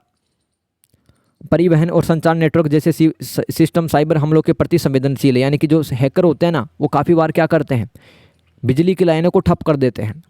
और परिवहन व्यवस्था जैसे कि मेट्रो की सॉफ्टवेयर को हैक कर लिया, संचार नेटवर्क इसको भी हैक कर लिया। इसके अलावा दोस्तों आजकल 5G आर्टिफिशियल इंटेलिजेंस काफ़ी ज़्यादा आ गए, काफ़ी भर भर के एप्लीकेशन अपन चला रहे हैं। तो डिजिटल अर्थव्यवस्था में दोस्तों कोई भी है वो सेंधमारी कर सकता है, यानी कि हमारे डेटा है, इंपॉर्टेंट डेटा, आधार कार्ड है, पैन कार्ड है, बैंक अकाउंट, ये सब कोई भी चोरी कर सकता है। कुशल पेशेवरों की कमी, आज भी दोस्तों हमारे पास में जो साइबर खतरे हैं उनसे निपटने के लिए बहुत बड़े स्पेशलिस्ट नहीं हैं। इसके अलावा कई संगठनों में पुरानी प्रणालियाँ और कमज़ोर सॉफ्टवेयर के कारण सुरक्षा कमजोरियाँ, कोई भी हमारी वेबसाइट देख सकता है, वेबसाइट में क्या लिखा हुआ है इसको चोरी कर सकता है, वेबसाइट को डिलीट कर सकता है, ब्लॉक कर सकता है, कुछ भी अपना संदेश है वहाँ पर लिख सकता है वो अगला हैकर। इसके अलावा इंटरनेट ऑफ थिंग्स क्या, जैसे दोस्तों आप पंखे को है ना कहते हो कि भाई पंखा चल जाए, और दोस्तों आपने अलेक्सा का नाम सुना होगा कि अलेक्सा मेरे को एक बढ़िया सा गाना सुना। तो ये जो टेक्नोलॉजी है इसे कहते हैं इंटरनेट ऑफ थिंग्स, इसे कहते हैं स्मार्ट उपकरण। इनका उपयोग लगातार बढ़ता जा रहा है और हैकर्स को नए नए रास्ते मिल रहे हैं ठगने के। इसके अलावा साइबर जासूसी, जो गोपनीय जानकारी चुराने के लिए जासूसी के प्रयास भी एक बहुत बड़ी चुनौती। इसलिए कह रहा हूँ भाई, इंस्टाग्राम चलाते हो, फेसबुक चलाते हो, व्हाट्सअप चलाते हो, तो अपनी जो डिटेल्स वगैरह हैं उनको उन पर प्राइवेसी लगा के रखो। कोई भी आपकी प्रोफाइल पिक, है ना, कोई भी आपके कॉन्टैक्ट नंबर, कोई भी आपकी बायो वगैरह देख नहीं पाए, कुछ ऐसा सिस्टम कर दो, ठीक है, क्योंकि दोस्तों कोई भी है वो साइबर क्राइम कर सकता है। क्वेश्चन नंबर 10, भारत की पर्यावरणीय चिंताओं को बताइए और भारत ने पर्यावरणीय क्षरण के खिलाफ लड़ाई में कैसे योगदान दिया है। दोस्तों भारत की प्रमुख पर्यावरणीय चिंताएं क्या है, इन्वायरमेंटल कंसर्न्स इन इंडिया। पहला तो वायु और जल प्रदूषण, जैसे कि दिल्ली के अंदर देख रहे हैं जो हवा है दोस्तों वो बिल्कुल भी सांस लेने लायक बची नहीं है। अब शहरों के अंदर काफ़ी ज़्यादा गाड़ियाँ हैं, वाहनों की संख्या बढ़ गई है, काफ़ी ज़्यादा उद्योग है वो वायु प्रदूषण फैला रहे हैं। और औद्योगिक कचरे, इंडस्ट्री से काफ़ी ज़्यादा कचरा है वो नदियों के अंदर फेंका जा रहा है। सीवेज प्रणाली हमारी प्रदूषित हो गई है। मतलब सीवेज क्या होता है भाई, जो वाशरूम वगैरह का पानी है उसको बिना फिल्टर के ही अपन नदियों के अंदर डाल देते हैं। जैसे कि यमुना नदी कितनी गंदी हो चुकी है, बिल्कुल काली पड़ गई है दिल्ली के अंदर, तो जिससे कि स्वास्थ्य और पारिस्थितिक तंत्र पर प्रभावित हो रहा है। इसके अलावा हमारे पास में आज भी दोस्तों जो सॉलिड वेस्ट होता है, घरों से जो कचरा निकलता है उसको रिसाइकल अच्छे से नहीं किया जाता, उसको ऐसे ही फेंक दिया जाता है, उससे एनर्जी प्राप्त नहीं की जा सकती। जैसे कि दिल्ली के अंदर लगातार है कूड़े के जो पहाड़ हैं उनकी जो ऊंचाइयाँ लगातार बढ़ती जा रही है। इसके अलावा भूजल की कमी, अत्यधिक दोहन के कारण हमने गन्ना और चावल की इतनी दबा के फसल लगाई है, उनमें इतना पानी अपने डाला है कि जो ग्राउंड वाटर है वो ही काफ़ी ज़्यादा नीचे चला गया है। वनों की कटाई और मिट्टी का क्षरण, कृषि और शहरीकरण के लिए वनों की कटाई से भूमि क्षरण होता है। आवासों के विनाश और अवैध खनन से वन्य जीवों को खतरा है। और जैसे कि एशियाई चीते हैं वो विलुप्त हो चुके हैं, यानी कि जंगल ही नहीं बचेंगे तो जानवर कहाँ से बचेंगे फिर। अभी तो दोस्तों जैसे कि नामीबिया अफ्रीका का एक देश है, अफ्रीका महाद्वीप का एक देश है नामीबिया, वहाँ से चीते वगैरह मंगवाए हैं यार, शायद 1-2-3 चीते का जन्म भी हुआ है, मध्य प्रदेश में रह रहे हैं अभी तो। इसके अलावा दोस्तों जीवाश्म ईंधन के उपयोग, यानी कि फॉसिल्स फ्यूल्स। जीवाश्म ईंधन का मतलब होता है फॉसिल्स फ्यूल्स, जिसमें कोयला आता है, पेट्रोल आता है, डीजल आता है, प्राकृतिक गैस आती है। इनके उपयोग से काफ़ी ज़्यादा जो जहरीली गैसें वो निकलती है वायुमंडल में, जैसे कि कार्बन डाइऑक्साइड है, कार्बन मोनोऑक्साइड है, सल्फर के ऑक्साइड, नाइट्रोजन का ऑक्साइड। और बायोमास जलाने से, जैसे कि दोस्तों हम जो कंडे उपले होते हैं ना, जो गोबर के बने होते हैं, उनको जलाते रहते हैं, लकड़ियों को जलाते रहते हैं, धुआं है वो आसमान की तरफ जाती रहती है, तो गंदा तो कर ही रहे हैं हवा को, कोई मतलब नहीं। पर्यावरण क्षरण के खिलाफ भारत का योगदान। दोस्तों पर्यावरण को, इन्वायरमेंट को प्रोटेक्ट करने के लिए भारत ने अपनी तरफ से क्या प्रयास किए हैं। पहला तो 1986 में पर्यावरण संरक्षण अधिनियम बनाया था भाई, जल अधिनियम 1974 में बना, और वायु अधिनियम 1981 में बना था। अपन ने बहुत कठोर कानून बनाए थे। इसके अलावा दोस्तों समय समय पर जन आंदोलन, जनता ने भी आंदोलन किए, जैसे कि दोस्तों उत्तराखंड में सुंदरलाल बहुगुणा के नेतृत्व में चिपको आंदोलन हुआ था, लोगों ने हक कर लिया था पेड़ों को। इसके अलावा नर्मदा बचाओ आंदोलन, जिसकी एक मुख्य जो कार्यकर्ता वो मेधाकर पाटेकर हैं, मेधा पाटेकर। नर्मदा बचाओ आंदोलन यानी कि नर्मदा नदी जो कि दोस्तों गुजरात, महाराष्ट्र, मध्य प्रदेश, राजस्थान से होकर बहती है, उस नदी पे काफ़ी सारे बांध बनाए जाने थे। लोगों ने सोचा कि भाई इससे तो नुकसान हो जाएगा इन्वायरमेंट को, लोग भागेंगे यहाँ से फिर। इसके अलावा दोस्तों अपीको आंदोलन, अपीको ये दक्षिण भारत का एक आंदोलन है, अपीको लिखा हुआ है। और बिश्नोई आंदोलन जैसे ऐतिहासिक आंदोलनों ने जागरूकता फैलाई। बिश्नोई आंदोलन दोस्तों राजस्थान का है ना, राजस्थान का है बिश्नोई आंदोलन, जहाँ पे पेड़ पौधों और जानवरों को बचाया जाता है। अंतर्राष्ट्रीय भागीदारी, भारत ने पेरिस समझौता ये 2015 में किया था भारत ने, पेरिस समझौता। पेरिस क्या है, फ्रांस देश की राजधानी है। यहाँ पे दोस्तों हमने अनेक संधियों पर अपने साइन किए, संधियाँ मतलब ट्रीटी या समझौते, और सक्रिय रूप से हम अलग अलग मंचों पर पार्टिसिपेट भी करते रहते हैं। इसके अलावा हमने काफ़ी ज़्यादा प्रोजेक्ट चला रखे हैं, जैसे कि बाघ को, टाइगर को बचाने के लिए भारत सरकार ने प्रोजेक्ट टाइगर चला रखा है। चीता जानवर को बचाने के लिए चीता पुनर्वास जैसी परियोजनाएं हमने चला रखी है। इसके अलावा काफ़ी ज़्यादा नेशनल पार्क और नेशनल सेंचुरी की स्थापना की गई है। इसके अलावा दोस्तों सौर और पवन ऊर्जा में लगातार निवेश करते जा रहे हैं, सतत विकास को आगे बढ़ावा दिया जा रहा है। सतत विकास यानी कि ऐसा विकास जिससे कि पर्यावरण बचा रहे और हमारा विकास भी हो जाए, डेवलपमेंट हो जाए। इसके अलावा भारत सरकार ने स्वच्छ भारत अभियान और अन्य पहल मतलब योजना के माध्यम से जन जागरूकता फैलाई है और नीतियों को मजबूत किया है। आगे चलते भाई, क्वेश्चन नंबर 11, भारत अफ्रीकी संबंधों को बताइए। दोस्तों मुझे तो लगातार बोलना पड़ेगा इस वीडियो में, क्योंकि अगर मैं ब्रेक लूँगा तो फिर ये क्रम टूटेगा बोलने का। लेकिन आप इस वीडियो को रुक रुक कर देख लो तो बेटर है। कैसा लग रहा है यार वीडियो सॉल्यूशन? इस वीडियो को ही देख लो आप, इसी को 4-5 बार रट लो। मैं कह रहा हूँ कि आपके पास में लिखने की कमी नहीं रहेगी पेपर के अंदर। जब बैठोगे तो बिल्कुल कॉन्फिडेंस के साथ बैठो, पेन चलता रहेगा। भारत अफ्रीका संबंधों को बताइए। पहले तो इतिहास बता दो भाई, इतिहास क्या रहा है। दोनों क्षेत्र, उपनिवेशवाद, अफ्रीका यानी कि अफ्रीका महाद्वीप में जितने भी देश आते हैं, चाहे दक्षिण अफ्रीका आता है, चाहे वो जिम्बाब्वे आता है, नामीबिया आता है, बहुत सारे देश है भाई, सोमालिया है। तो दोनों क्षेत्र उपनिवेशवाद के खिलाफ संघर्ष और स्वतंत्रता की चाहत साझा करते हैं, जिससे महात्मा गांधी जैसे नेताओं के लिए अफ्रीका प्रेरणादायक स्रोत बना रहा। अब देखिए महात्मा गांधी है वो दक्षिण अफ्रीका गए थे, वहाँ पर नस्ल भेद नीति का विरोध किया था, रंग भेद नीति का विरोध किया था, वहाँ पर भी संघर्ष किया महात्मा गांधी ने, दक्षिण अफ्रीका में संघर्ष किया था। और दक्षिण अफ्रीका के एक बहुत बड़े नेता जो कि जेल में भी रहे काफ़ी सालों तक, नेल्सन मंडेला था। उन्होंने कहा कि भाई काला गोरा मत करो, इससे दिक्कत होती है यार, है ना, और भी लोग हैं, काला गोरा ज़्यादा मत करा करो। तो दोनों क्षेत्र गुलाम भी रहे हैं, दोनों क्षेत्रों ने कुछ सीखा भी अपने इतिहास से। अफ्रीका भारत के लिए स्वाभाविक रणनीतिक साझेदार है, जो बहुपक्षीय मंचों जैसे कि संयुक्त राष्ट्र संगठन और विश्व व्यापार संगठन पर समान हितों को आगे बढ़ाने में मदद करता है। यानी कि भारत को सपोर्ट करता भाई, अफ्रीका महाद्वीप के देश भारत को सपोर्ट करता है। कहाँ पे? इन मंचों पे, इन प्लेटफॉर्म पे, यूएन में जो भी मीटिंग होती है और विश्व व्यापार संगठन की जो भी मीटिंग होती है, कौन सपोर्ट करता है? अफ्रीका महाद्वीप के देश। हिंद महासागर एक भौगोलिक सेतु, यानी कि हिंद महासागर से अफ्रीका से कनेक्ट होते हैं अपन। तो हम क्या कर रहे हैं? समुद्री सुरक्षा को बढ़ा रहे हैं, उनके साथ में कनेक्टिविटी को भी बढ़ा रहे हैं। आर्थिक व्यापारिक संबंध देख लो भाई, अफ्रीकी संघ भारत का चौथा सबसे बड़ा व्यापारिक साझेदार है और द्विपक्षीय व्यापार लगभग $100 बिलियन के आसपास पहुंच गया है। बिलियन यानी कि 1 अरब। द्विपक्षीय यानी कि अफ्रीका और भारत के बीच में बात करें, आयात निर्यात मिलाकर के मतलब कितनी वस्तुएं बेची हमने, कितनी से खरीदी, इनको मिलाएंगे तो वस्तुओं और सेवाओं को कुल मिले $100 बिलियन के आसपास पहुंच जाएगा। और दोस्तों 2030 तक इसका लक्ष्य है $200 बिलियन तक। पर हम क्या बेचते हैं? प्रमुख निर्यात में भारत पेट्रोलियम उत्पाद बेचता है, इंजीनियरिंग सामान बेचते हैं, फार्मास्यूटिकल्स यानी कि दवाई वगैरह अफ्रीका को बेचते हैं, चावल और कपड़े भी बेचते रहते हैं। इसके अलावा क्या मंगवाते हैं, क्या आयात करते हैं? अफ्रीका से हम कच्चा तेल मंगवाते हैं, गैस, दालें, सोना और अन्य खनिज हम मंगवाते हैं।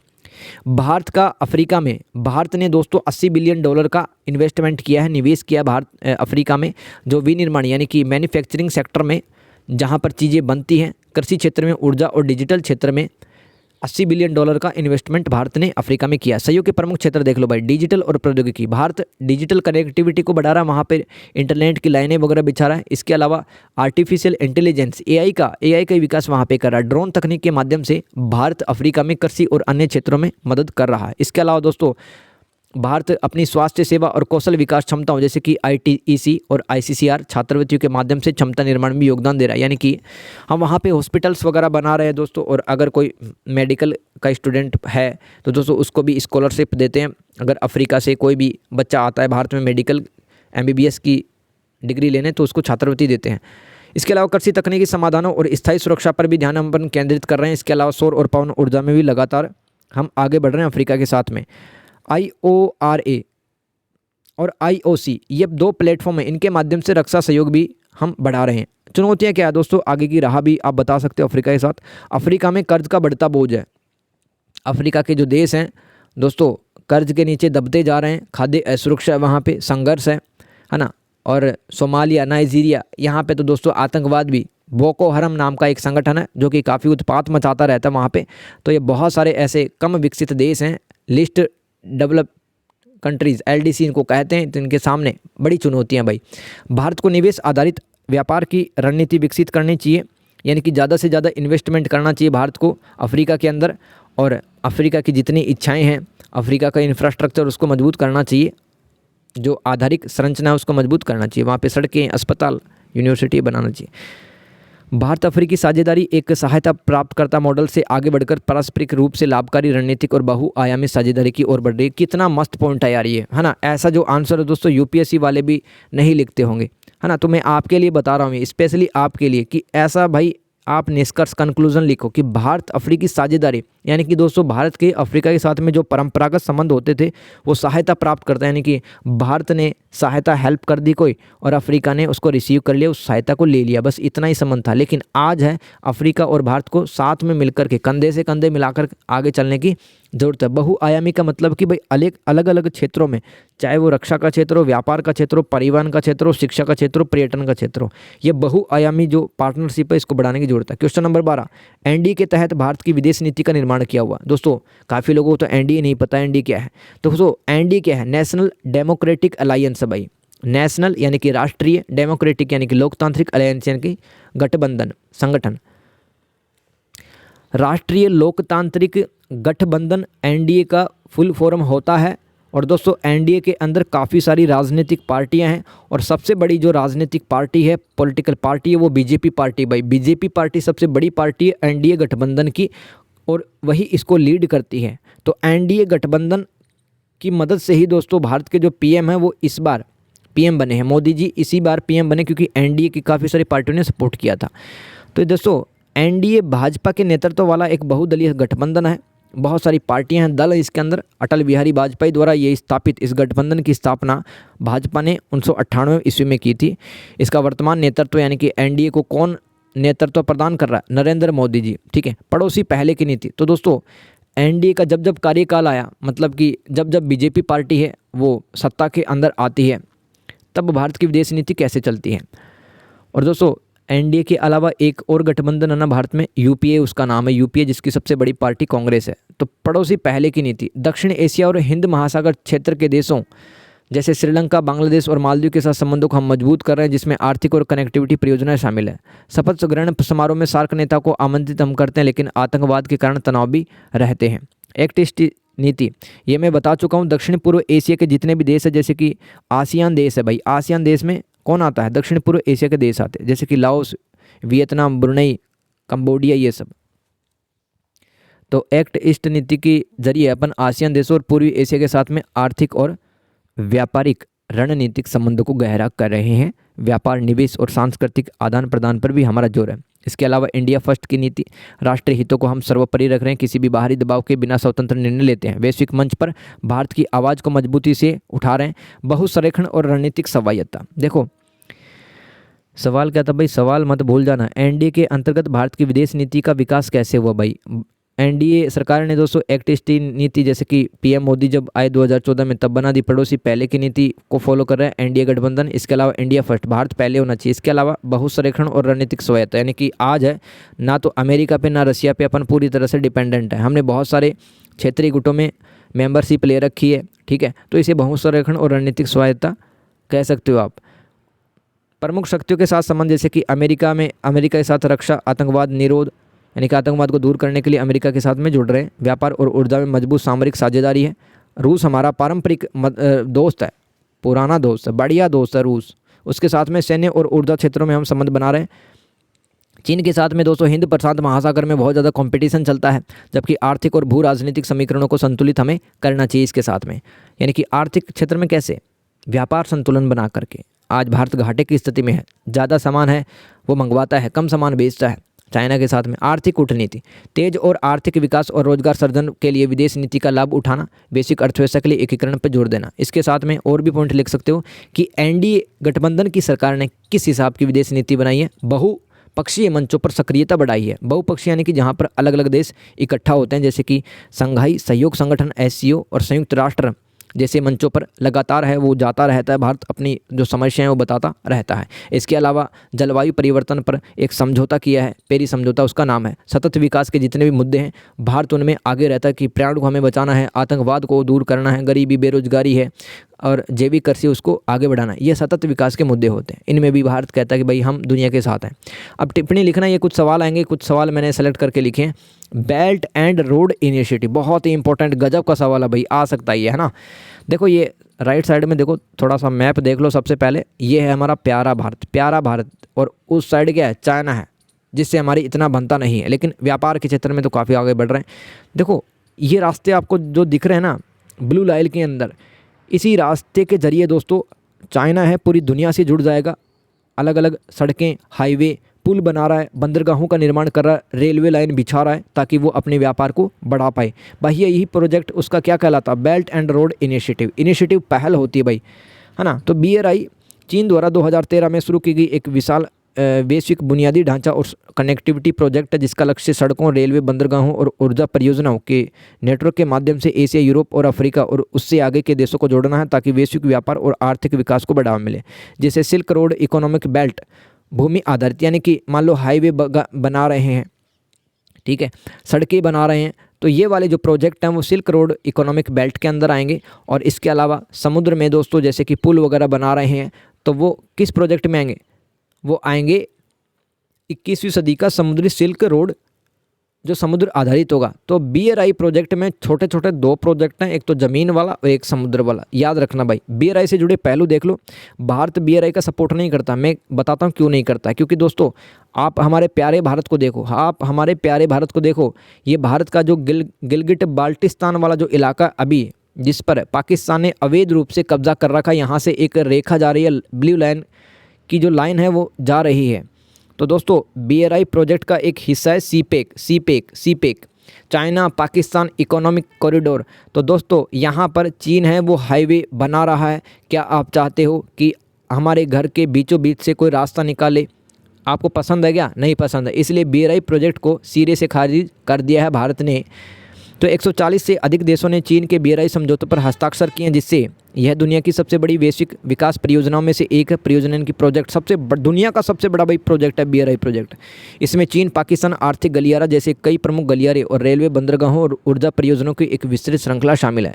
इस पहल पर कुछ देशों द्वारा कर्ज के जाल, यानी कि दोस्तों चाइना क्या करेगा, जिन देशों से होकर के चाइना की ये रोड गुजरेगी उन देशों को क्या करेगा भाई, करोड़ों अरबों दे देगा और कह देगा ब्याज के साथ में चुका देना। और ये चुका ही नहीं पाते। जैसे किसी को मान लो 500 अरब दे दिया, 500 अरब चुका पाएगा क्या छोटा मोटा देश? तो उसकी ज़मीन वगैरह हड़प लेता। तो इसको कह रहा है कि BRI प्रोजेक्ट के कारण जो चाइना है वो ऋण के जाल में, कर्ज के जाल में इस दुनिया के देशों को फंसा रहा है। और भारत ने भी दोस्तों G7 और PGI के साथ में मिलकर के भारत ने G7 में 7 समूह हैं, इस ग्रुप में 7 देश हैं G7 में। तो G7 का हेल्प लेकर के भारत भी है वो एक PGI प्रोजेक्ट चला रहा है जो कि टक्कर देगा चाइना के BRI प्रोजेक्ट को। आगे चलते हैं भाई, कारगिल युद्ध भारत पाकिस्तान युद्ध हुआ था 1999 के अंदर। अब देखो भाई, भारत की यहाँ पर जीत हुई थी। कारण क्या था भाई, याद कर लो, कारगिल युद्ध 1999 का कारण क्या था। पाकिस्तान ने बर्फबारी के दौरान खाली होने के वाली जो भारतीय चौकियाँ थी, मतलब काफ़ी ज़्यादा बर्फ़ पड़ रही थी, वहाँ पर खाली चौकियाँ हो गई थी, भारत के सैनिक नीचे आ गए थे, तो वहाँ की जो कारगिल चोटियाँ थी उन पर कब्जा करना चालू कर दिया, जिसका उद्देश्य क्या था, श्रीनगर और लेह राजमार्ग है उसको कब्जा करना।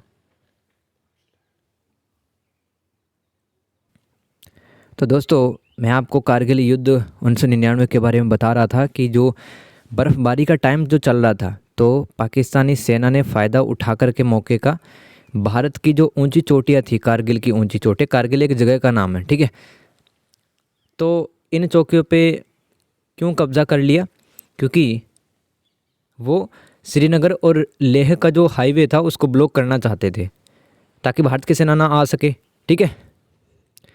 देखो, मई 1999 में कैसे शुरू होता है, भारतीय सेना को घुसपैठ की जानकारी मिली, जो कि वहाँ पे बकरी वकरी चरा रहे थे, उनको पता चला कि भाई जो सैनिक है पाकिस्तान के वो आ चुके हैं, तो उन्होंने भारत के सैनिकों को बताया।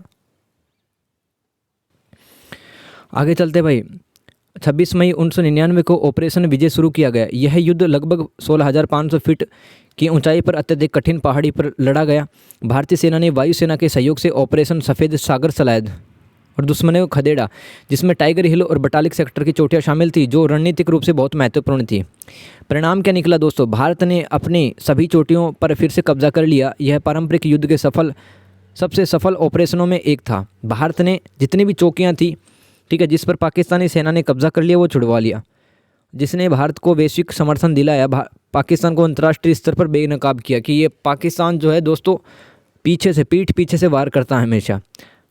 इस युद्ध में काफ़ी लोग शहीद भी हुए, जैसे कि इस युद्ध में भारत के लगभग 527 सैनिक शहीद हुए। कैप्टन विक्रम बत्रा, कैप्टन सौरभ कालिया जैसे कई जवानों ने अदम्य साहस दिखाया। उन्हें मरने के बाद में परमवीर चक्र से सम्मानित किया गया। हर साल 26 जुलाई को विजय दिवस मनाया जाता है, जो भारतीय सेना की बहादुरी और बलिदान को याद किया जाता है। याद रखना भाई, 26 जुलाई को विजय दिवस मनाया जाता है।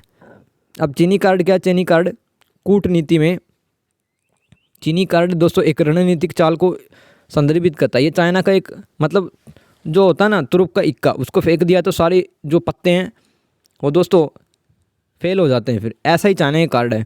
तो चाइना अपना कार्ड फेंकता है, जिसकी वजह से वो काफ़ी सारे देशों पे दबाव डाल देता है और अपने दुश्मनों में भय फैलाने की कोशिश करता है ताकि उसको लाभ मिले। चीन स्वयं अपनी आर्थिक शक्ति बेल्ट एंड रोड पहल के माध्यम से अपना व्यापार फैला रहा है, उसका उपयोग करता है। कभी कभी तो ऋण जाल कूटनीति के रूप में भी इसकी आलोचना की जाती है कि जो BRI प्रोजेक्ट है, इसके माध्यम से वो पड़ोसी देश है, जैसे कि भारत देश के जो पड़ोसी देश हैं, पाकिस्तान है, ठीक है, बांग्लादेश है, इनको फंसा लेगा किसमें, ऋण जाल में। ताइवान में राजनीतिक दल या तो घनिष्ठ संबंधों पर जोर देकर अलगाव की वकालत करके चीनी कार्ड खेल सकते हैं, जिससे घरेलू और अंतर्राष्ट्रीय जनमत प्रभावित होगा। ताइवान में भी क्या है दोस्तों, चाइना अपना कार्ड खेलता है। ताइवान को आज भी चाइना अपना हिस्सा बताता है, जबकि ताइवान वाले लोग हैं वो चाइना से अलग होना चाहते हैं, वो अपनी स्वतंत्र राष्ट्र बनाना चाहते हैं। भारत ने जटिल भू राजनीतिक परिदृश्य में सक्रियता और सतर्कता के बीच संतुलन बनाकर चीन के साथ अपने संबंधों को सावधानीपूर्वक आगे बढ़ाया और चीन कार्ड खेलना सीख गया भाई। चीन विदेशी निवासियों को बेहतर ढंग से एकीकृत करने, यानी कि जो विदेशी लोग हैं वो चाइना के अंदर ज़्यादा से ज़्यादा आएँ, चाइना की इकोनॉमी बेटर हो, तो 5 स्टार होटल जैसे जो सुविधाएं हैं उनको लालच देता है चीन। तो ये चाइना कार्ड है, वो इसके बारे में लिख सकते हो आप। आगे चलते भाई, ट्रैक सेकंड कूटनीति के ट्रैक 2 डिप्लोमेसी। इसमें निजी नागरिकों, शिक्षाविदों, गैर सरकारी संगठनों और पूर्व अधिकारियों के बीच अनौपचारिक और गैर सरकारी बातचीत शामिल होती है। देखो, जो दो देशों के बीच में जो प्रधानमंत्री होते हैं, राष्ट्रपति होते हैं या फिर प्रशासनिक अधिकारी होते हैं, इनके बीच में जो राजनीति कूटनीति चलती है, इसको तो कहते हैं ट्रैक 1 डिप्लोमेसी, ट्रैक 1 कूटनीति। ट्रैक 2 क्या होती है, जब मान लो अमेरिका के जो लोग हैं वो भारत के लोगों से बात करें कि भाई क्या चल रहा है, कैसे हो आप लोग, तो इस तरह की कूटनीति ट्रैक सेकंड कूटनीति कहलाती है, जो कि निजी नागरिकों, शिक्षाविद यानी कि शिक्षा के जानकारों और गैर सरकारी संगठनों के बीच या फिर पहले अधिकारी रह चुके लोगों के बीच में बातचीत होती है, जिसका उद्देश्य संघर्षों के समाधान खोजना है और अंतर्राष्ट्रीय संबंधों को बेहतर बनाना है। यह आधिकारिक ट्रैक 1 वार्ताओं का पूरक है क्योंकि यह सरकार के प्रत्यक्ष प्रतिनिधित्व के बिना संवेदनशील मुद्दों पर अधिक स्वतंत्र चर्चा की अनुमति देता है। यानी कि दोस्तों, अगर अमेरिका के जो लोग हैं वो भारत के लोगों से बात करना चाहें कि अमेरिका और भारत के बीच में क्या दिक्कतें आ रही हैं व्यापार वगैरह में, ठीक है, किस तरह से वीज़ा के नियम बनाए जाए और किस तरह से समस्या को हल किया जाए, तो इसमें सरकार का कोई भी लोग शामिल नहीं है। इस तरह से आप लिख सकते हैं। तो नागरिक आपस में बातचीत करते हैं इसमें। यह विश्वास बनाने, विचारों का परीक्षण करने और रणनीतियों को विकसित करने में मदद करता है, जो बाद में औपचारिक कूटनीति को दिशा दे सकती है। यह आधिकारिक संचार अवरुद्ध होने पर संवाद के लिए महत्वपूर्ण, अक्सर गुप्त चैनल के रूप में भी कार्य करता है। आगे चलते हैं। भारत की एक्ट ईस्ट पॉलिसी, पूर्व की ओर देखो नीति। तो भारत की एक्ट ईस्ट पॉलिसी क्या है दोस्तों? दक्षिण पूर्व एशिया और व्यापक हिंद प्रशांत क्षेत्र के देशों के साथ आर्थिक, रणनीतिक और सांस्कृतिक संबंधों को बढ़ावा देने के लिए हमने एक विदेश नीति है वो बनाई है, जिसका नाम है एक्ट ईस्ट पॉलिसी, जिसके माध्यम से हम पूर्वी एशिया यानी कि दोस्तों जो आसियान के देश हैं, जैसे कि Laos, Vietnam, Brunei, Philippines, Malaysia, Indonesia, इन देशों के साथ में अपने को संबंध अच्छे बनाने हैं। इसको कहा जा रहा है एक्ट ईस्ट पॉलिसी। और इसके साथ में ताइवान, जापान, इनको भी शामिल हम कर लेंगे, जो कि हिंद प्रशांत क्षेत्र के देश हैं। तो इन देशों के साथ में संबंधों को मजबूत बनाने के लिए एक्ट ईस्ट पॉलिसी है, पूर्व की ओर देखो नीति, वो बनाई गई है। और 1990 के दशक में तो लुक ईस्ट पॉलिसी बनाई गई थी पूर्वी एशिया के साथ सहयोग करने के लिए, लेकिन वो जो नीति थी वो सिर्फ सीमित नीति थी। कम ही बातों पे चर्चा होती थी, जैसे कि रक्षा पे बातें, है ना, सामरिक संबंधों पे बातें। लेकिन ये जो एक्ट ईस्ट पॉलिसी, इसमें पर्यटन की भी बात की जाती है, शिक्षा पर बात की जाती है, कैसे शिक्षा बढ़ाई जाए पूर्वी एशिया और भारत के बीच में। आगे चलते भाई, कनेक्टिविटी। भारत के पूर्वोत्तर राज्यों को दक्षिण पूर्व एशिया से जोड़ना, जैसे कि IMT त्रिपक्षीय राजमार्ग परियोजना का निर्माण किया जा रहा है भारत के द्वारा। इसके अलावा आर्थिक सहयोग, जिसमें व्यापार, निवेश और बुनियादी ढांचे के विकास को भारत बढ़ावा दिया जा रहा है, भारत बढ़ावा दे रहा है। एक्ट ईस्ट पॉलिसी के उद्देश्य पढ़ रहे हैं भाई, ये इसका महत्व आप समझ सकते हो। चीन के बढ़ते प्रभाव का संतुलन बनाना और हिंद प्रशांत क्षेत्र में भारत की भूमिका को मजबूत करना। इसके अलावा साझा सांस्कृतिक विरासत, जैसे कि बौद्ध और रामायण जो परंपराएं हैं, आप जानते हैं कि इंडोनेशिया के अंदर भी रामलीलाएं होती हैं। तो ये साझा सांस्कृतिक पहचान है, इसके माध्यम से भी हम सांस्कृतिक संबंधों को मजबूत बना रहे हैं भारत और जो पूर्वी एशिया के जो देश हैं उनके साथ में। समुद्री सुरक्षा और क्षेत्रीय स्थिरता पे हम ध्यान केंद्रित कर रहे हैं। अब देखो, लुक ईस्ट पॉलिसी से एक्ट ईस्ट पॉलिसी कैसे बदली है। लुक ईस्ट पॉलिसी 1992 के अंदर आई थी और मुख्य रूप से आसियान देशों के साथ में आर्थिक संबंधों पे ही केंद्रित थी, यानी कि सिर्फ हम अर्थव्यवस्था की ही बातें किया करते थे। अभी मैंने बोला कि भाई रक्षा संबंधों पर चर्चा होती थी, नहीं, है ना, वो मैं थोड़ा गलती से बोल गया था। लुक ईस्ट पॉलिसी में सिर्फ और सिर्फ व्यापार की बातें की जाती थी। एक्ट ईस्ट पॉलिसी 2014 में लागू हुई, जब PM कौन बने? नरेंद्र मोदी जी। तो लुक ईस्ट नीति को और ज़्यादा व्यापक बना दिया गया और ज़्यादा बहुआयामी बना दिया गया। इसे अधिक कार्रवाई उन्मुख, यानी कि अब ज़्यादा एक्शन लेने की नीड पड़ी। ज़्यादा बातों पे हमने चर्चा की, जिसमें रणनीतिक गहराई और एशिया प्रशांत क्षेत्र के विस्तारित पड़ोस, यानी कि दोस्तों जो एशिया प्रशांत के जो क्षेत्र हैं उनको भी शामिल कर लिया गया। ताइवान है, जापान है, ठीक है, इनको भी शामिल कर लिया गया एक्ट ईस्ट पॉलिसी में। ये लुक ईस्ट पॉलिसी में तो इनकी तो चर्चा ही नहीं होती थी, जापान और ताइवान की। आगे चलते भाई, एक्ट ईस्ट पॉलिसी 4 स्तंभों पर टिकी हुई है। संस्कृति, कनेक्टिविटी, वाणिज्य और क्षमता निर्माण। इन 4 स्तंभों की चर्चा की जाती है। कल्चर, यानी कि संस्कृति को बढ़ाने के प्रयास कर रहे हैं अपन, कल्चर को समझ रहे हैं। कनेक्टिविटी, यानी कि काफ़ी सारे प्रोजेक्ट हमने चला रखे हैं। सड़क वाला प्रोजेक्ट मैंने आपको बताया था, IMT वाला प्रोजेक्ट, IMT प्रोजेक्ट। इसके अलावा व्यापार बढ़ा रहे, वाणिज्य यानी कि व्यापार से संबंधित गतिविधियाँ। आगे चलते हैं, उत्तर दक्षिण सहयोग क्या है। मैंने आपको बताया था धरती को आप 2 भागों में बांट दो, धरती को आप 2 भागों में बांट दो, उत्तर वाले देश और दक्षिण वाले देश। उत्तर वाले देश विकसित होंगे, यानी कि वहाँ पर अर्थव्यवस्था, औद्योगिक विकास होगा, प्रति व्यक्ति आय अधिक होगी, लोगों का जीवन स्तर अधिक अच्छा होता है उत्तर के देशों का। उत्तर देशों में विकसित देश आते हैं, जैसे कि जर्मनी, फ्रांस, ब्रिटेन, आयरलैंड और अमेरिका, जापान, ये सब।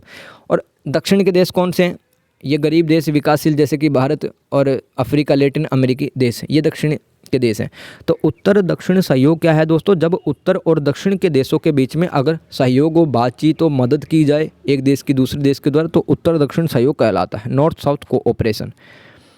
तो ये विकसित और विकासशील देशों के बीच में आर्थिक, सामाजिक और तकनीकी क्षेत्रों में सहयोग को संदर्भित करता है, जहां विकसित देश विकासशील देशों को वित्तीय सहायता, ज्ञान और विशेषज्ञता प्रदान करते हैं, जिससे वैश्विक विकास और स्थिरता को बढ़ावा देता है। इसमें वित्तीय सहायता, तकनीकी हस्तांतरण, व्यापार और निवेश, स्वास्थ्य, शिक्षा, जलवायु परिवर्तन और मानवीय सहायता जैसे क्षेत्र शामिल हैं। ठीक है, हर क्षेत्र में हेल्प कर रहे हैं। विकसित देश और विकासशील देश आपस में एक दूसरे की मदद कर रहे हैं। भाई विकसित देश कौन से हैं? उत्तरी अमेरिका, पश्चिमी यूरोप के देश। उत्तरी अमेरिका में दोस्तों जैसे कनाडा आ गया, मैक्सिको आ गया और संयुक्त राज्य अमेरिका आ गया। ये उत्तरी अमेरिकी महाद्वीप के देश हैं जो कि विकसित देश कहलाते हैं। इन्हीं को अपन उत्तर के देश कह रहा हूँ भाई। और विकासशील देश जैसे इसको मैं दक्षिण के देश कह रहा हूँ। इसका उद्देश्य क्या है? विकासशील देशों को उनके विकास लक्ष्यों को प्राप्त करने में मदद करना, गरीबी कम करना और वैश्विक असमानता को दूर करना। 2030 तक भारत कैसा होगा भाई? भारत कैसा होगा? भारत ठीक है, वही पढ़ेंगे भाई। अभी तो बाकी है भाई, गेम बाकी है अभी। तो मैं वही बोल रहा हूँ, इस वीडियो के अंत तक अगर कोई टिक गया वही इस गेम को जीत गया भाई, वही जीत गया। पेपर के अंदर बहुत तगड़ा नंबर आने वाला है, ठीक है। तो 2030 तक कैसा होगा भारत? 2030 तक भारत एक वैश्विक आर्थिक शक्ति के रूप में आगे बढ़ेगा, तकनीकी रूप से एडवांस हो जाएंगे, 5G और ज़्यादा मजबूत हो जाएगा, क्या पता 7G 8G आ जाए, ठीक है। और AI काफ़ी ज़्यादा बढ़ जाएगा, शहरीकरण काफ़ी बढ़ने की उम्मीदें हैं।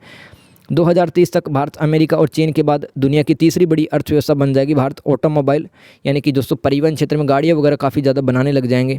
इलेक्ट्रॉनिक्स, IT यानी कि संचार और प्रौद्योगिकी, बैंकिंग और स्वास्थ्य सेवा क्षेत्रों में वृद्धि की उम्मीद है, जिससे बहुराष्ट्रीय कंपनियों के लिए एक बड़ा बाजार बनेगा। 5G और AI, 5G नेटवर्क और AI का उपयोग, AI किससे कहते हैं? आर्टिफिशियल इंटेलिजेंस, मशीनों के अंदर इंसान की बुद्धि डाल देना, AI कृत्रिम बुद्धिमत्ता, इसका व्यापक उपयोग है जिससे उत्पादकता बढ़ेगी।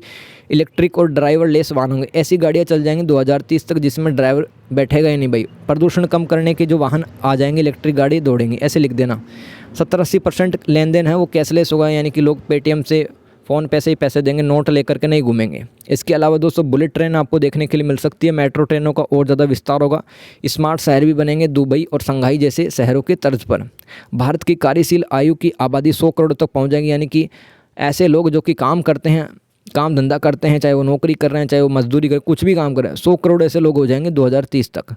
तो श्रम बाजार में अत्यधिक श्रमिक उपलब्ध होंगे। 60% जो इंसान हैं वो शहरों में रहेंगे। दिल्ली NCR दुनिया का सबसे बड़ा शहरी क्षेत्र बन सकता है। भारत रक्षा बजट बढ़ाएगा और AI व हाइपरसोनिक मिसाइलों पर ध्यान केंद्रित करेगा और स्वदेशी उत्पादनों पर ध्यान अपना बढ़ाएगा, यानी कि भारत हथियार खुद ही बनाएगा। और इसरो दोस्तों, इसरो क्या है? भारत की एक स्पेस एजेंसी है जो कि उपग्रह वगैरह लॉन्च करती रहती है। तो सूरज और हम शुक्र ग्रह पर भी अपन मिशन भेज सकते हैं और अंतरिक्ष यात्रा अधिक सुलभ हो जाएगी, कोई भी जा सकता है स्पेस में। भारत एवं G20 दोस्तों, G20 क्या है? ये 19 देशों और 2 संगठनों को मिला करके बना भाई। G20 का मतलब आपको हर कोई नहीं समझाएगा और हर किसी को पता भी नहीं है। G20 कोई तो बोलेगा भाई 20 देशों का ग्रुप, 20 देशों का नहीं है, ये 19 देश है इसके अंदर और 2 इसके अंदर ऑर्गेनाइजेशन है, 2 संगठन है। एक तो यूरोपियन संघ जिसमें यूरोप महाद्वीप के देश शामिल है और अफ्रीकन संघ जिसमें अफ्रीकाई देश शामिल है। तो भाई इसके अंदर 19 देश हैं। अर्जेंटीना, ऑस्ट्रेलिया, ब्राज़ील, कनाडा, चीन, France, Germany, Bharat, Indonesia, Italy, Japan, Korea, Mexico, रूस, सऊदी अरब, दक्षिण अफ्रीका, तुर्की, यूके यानी कि ग्रेट ब्रिटेन और USA यानी कि संयुक्त राज्य अमेरिका। ये 19 देश और इसके अलावा 2 संगठन हैं, यूरोपीय संघ और अफ्रीकी संघ। भाई इन 19 देशों और 2 संगठनों को मिलाकर G20 में बोल रहा हूँ। अब देखो भारत और G20 का बीच में क्या संबंध है। 2030 में दोस्तों आपको पता, नई दिल्ली के अंदर हमने आयोजित करवाया था G20। थीम क्या रखी? वसुधैव कुटुंबकम, यानी कि ये जो पृथ्वी है दोस्तों, एक पृथ्वी, एक परिवार, 1 अर्थ, 1 फैमिली एंड 1 फ्यूचर। वसुधैव कुटुंबकम, 1 फैमिली, 1 अर्थ और 1 फ्यूचर, ये थीम रखी गई थी कि भाई लड़ो मत, संसाधनों को लेकर के एक दूसरे को बुराई मत करो, आप अपने नागरिकों को परेशान मत करो भाई, क्योंकि ये सारा जो धरती हमारा परिवार है। ये थीम थी। इसकी मुख्य उपलब्धियाँ क्या रही? नई दिल्ली घोषणा, न्यू दिल्ली डिक्लेरेशन। तो सर्वसम्मति से, यानी कि इस G20 देश में जितने भी देश शामिल हुए उन्होंने सहमति जताई कि भाई अब सतत विकास पे काम करेंगे, डिजिटल सार्वजनिक अवसंरचना पे काम करेंगे और जलवायु वित्त पर, यानी कि दोस्तों जलवायु परिवर्तन पर भी अपन ध्यान देंगे। इसके अलावा अफ्रीकी संघ को स्थायी सदस्य के रूप में शामिल कर दिया गया। भारत के ही कारण दोस्तों जो अफ्रीकी संघ है वो G20 के अंदर ऐड हुआ था। देखो ये टोटल तो 21 हो रहे हैं, पहले 20 ही थे, 19 तो देश थे और 1 यूरोपियन संघ था, तो ऐसे G20 कहा जाता है इसको, समझ गए। लेकिन दोस्तों अब तो अफ्रीकी संघ भी इसके अंदर शामिल हो गया। टोटल 21 पार्टियां हैं इसके अंदर, ध्यान रखना। इसके अलावा दोस्तों अमृतकाल का संकेत, भारत के अमृतकाल यानी कि स्वतंत्रता का हम 75वां वर्ष बना रहे हैं। जन भागीदारी देश भर में 200 से अधिक बैठकें और सांस्कृतिक कार्यक्रम आयोजित किए गए। भारत लैटिन अमेरिकी संबंध। अब देखो ये शायद लास्ट, हाँ बिल्कुल लास्ट सवाल है भाई। बहुत बहुत थैंक यू यार, यहाँ तक तो टिके रहे। लास्ट सवाल और देख लो, ठीक है, आपके लिए मैं कर रहा हूँ यार, ठीक है। आर्थिक सहयोग, लैटिन अमेरिकी देश, देखो भाई समझो, लैटिन अमेरिकी देश किसे कहते हैं। देखो ये दक्षिणी महाद्वीप दिख रहा होगा नीचे नीचे, जिसमें ब्राज़ील है, Peru, Bolivia, Chile, Uruguay, Argentina है। इसके ऊपर देखो भाई Ecuador, Panama, Colombia, Costa Rica, Nicaragua, Salvador, Guatemala, इसके अलावा हैती है, होंडुरास है, और जो वेस्ट इंडीज है जिसमें काफ़ी सारे देश आते हैं, कैरिबियन कंट्री। तो कैरिबियन कंट्री और ये मैक्सिको के नीचे वाली कंट्री और ब्राज़ील, इन सब को मिला करके हम क्या कह रहे हैं, लैटिन अमेरिकी देश कहते हैं। तो इन देशों के साथ में हमारा क्या संबंध रहा है। देखो 2023 और 24 में अगर देखें आर्थिक सहयोग के रूप में, तो दोस्तों व्यापार 35.7 बिलियन डॉलर के पार चला गया है। लक्ष्य हमारा 100 बिलियन डॉलर का है 2028 तक। आयात हम क्या मंगवाते हैं इनसे, कच्चा तेल, लिथियम से बैटरियाँ वगैरह बनाते हैं, सोयाबीन तेल, सोना, लौह अयस्क मंगाते हैं। बेचते क्या है, निर्यात क्या करते हैं लैटिन अमेरिकी देशों को, ऑटोमोबाइल यानी कि गाड़ियाँ वगैरह, जैसे टाटा है वो बेचता रहता है यहाँ पे गाड़ी वगैरह, दवाइयाँ, फार्मास्यूटिकल्स, इंजीनियरिंग सामान, कपड़ा। और निवेश Tata Motors, Mahindra, ONGC. ONGC क्या है दोस्तों, भारत की एक पीएसयू सार्वजनिक क्षेत्र की एक कंपनी है। ONGC oil and natural gas corporation, ये ओएनजीसी भारत की सरकारी कंपनी है। तो इन कंपनियों की यहाँ पे उपस्थिति है। टाटा मोटर्स भी है, महिंद्रा भी है, ओएनजीसी भी है। ऊर्जा और खनिज सुरक्षा, देखो लिथियम त्रिकोण, अर्जेंटीना, चिली, बोलिविया, इन देशों के अंदर लिथियम काफ़ी ज़्यादा पाया जाता है और बैटरी में काफ़ी ज़्यादा इस्तेमाल होता है। तो लिथियम को ज़्यादा से ज़्यादा भारत लाना चाह रहा है, इसलिए लैटिन अमेरिका के साथ में अच्छे संबंध हम निभा रहे हैं। क्योंकि दोस्तों भारत का जो इलेक्ट्रिक व्हीकल जो सेक्टर, यानी कि हम ज़्यादा से ज़्यादा इलेक्ट्रिक वाहन बनाएंगे, उसके अंदर बैटरी डालेंगे, लिथियम चाहिए होगा। ब्राज़ील, मैक्सिको से कच्चे तेल का आयात हम करते हैं। देखो सामरिक हित क्या है, लैटिन अमेरिका भारत की वैश्विक आकांक्षाओं जैसे कि यूएनएससी, संयुक्त राष्ट्र सुरक्षा पद में दोस्तों हम हमारी स्थायी सदस्यता चाहते हैं। आज यूएनएससी के अंदर 5 देश हैं, भारत भी उसका स्थायी सदस्य देश बनना चाहता है। तो कौन हेल्प करेगा, लैटिन अमेरिका। और एनर्जी, न्यूक्लियर सप्लाई ग्रुप, नाभिकीय आपूर्ति समूह के अंदर भी जो भारत अपनी मेंबरशिप चाहता है, और अगर ये मुद्दा उठता है तो लैटिन अमेरिका सपोर्ट करेगा। इसलिए हम उनके साथ में रिश्ते अच्छे बना रहे हैं बिना काम के। मतलब जो इस दुनिया के अंदर जो इंसान या कोई भी संगठन हो सकता है, कोई देश अगर कोई लायक नहीं है ना, उसको कोई नहीं पूछेगा भाई, ठीक है। भारत लैटिन अमेरिकी संबंध यानी कि एलएसी यानी कि लैटिन अमेरिकी कंट्रीज संबंध चीन के बढ़ते प्रभाव को संतुलित करने में मदद कर सकते हैं। इसके अलावा अर्जेंटीना और ब्राज़ील सोयाबीन तेल की आपूर्ति करता है, यानी कि ब्राज़ील और अर्जेंटीना से हम सोयाबीन लेते रहते हैं जो खाद्य तेलों की कमी को पूरा करते हैं। इसके अलावा ऐतिहासिक रूप से और भौगोलिक दूरी, भाषाई अंतर, यानी कि दोस्तों यहाँ के जो लोग हैं वो स्पेनिश पुर्तगाली बोलते रहते हैं, है ना, हम लोग उनकी भाषाएं नहीं समझ पाते हैं। तो ये भाषाई जो अंतर है वो आज भी बना हुआ है और इसको दूर कर रहे हैं धीरे धीरे।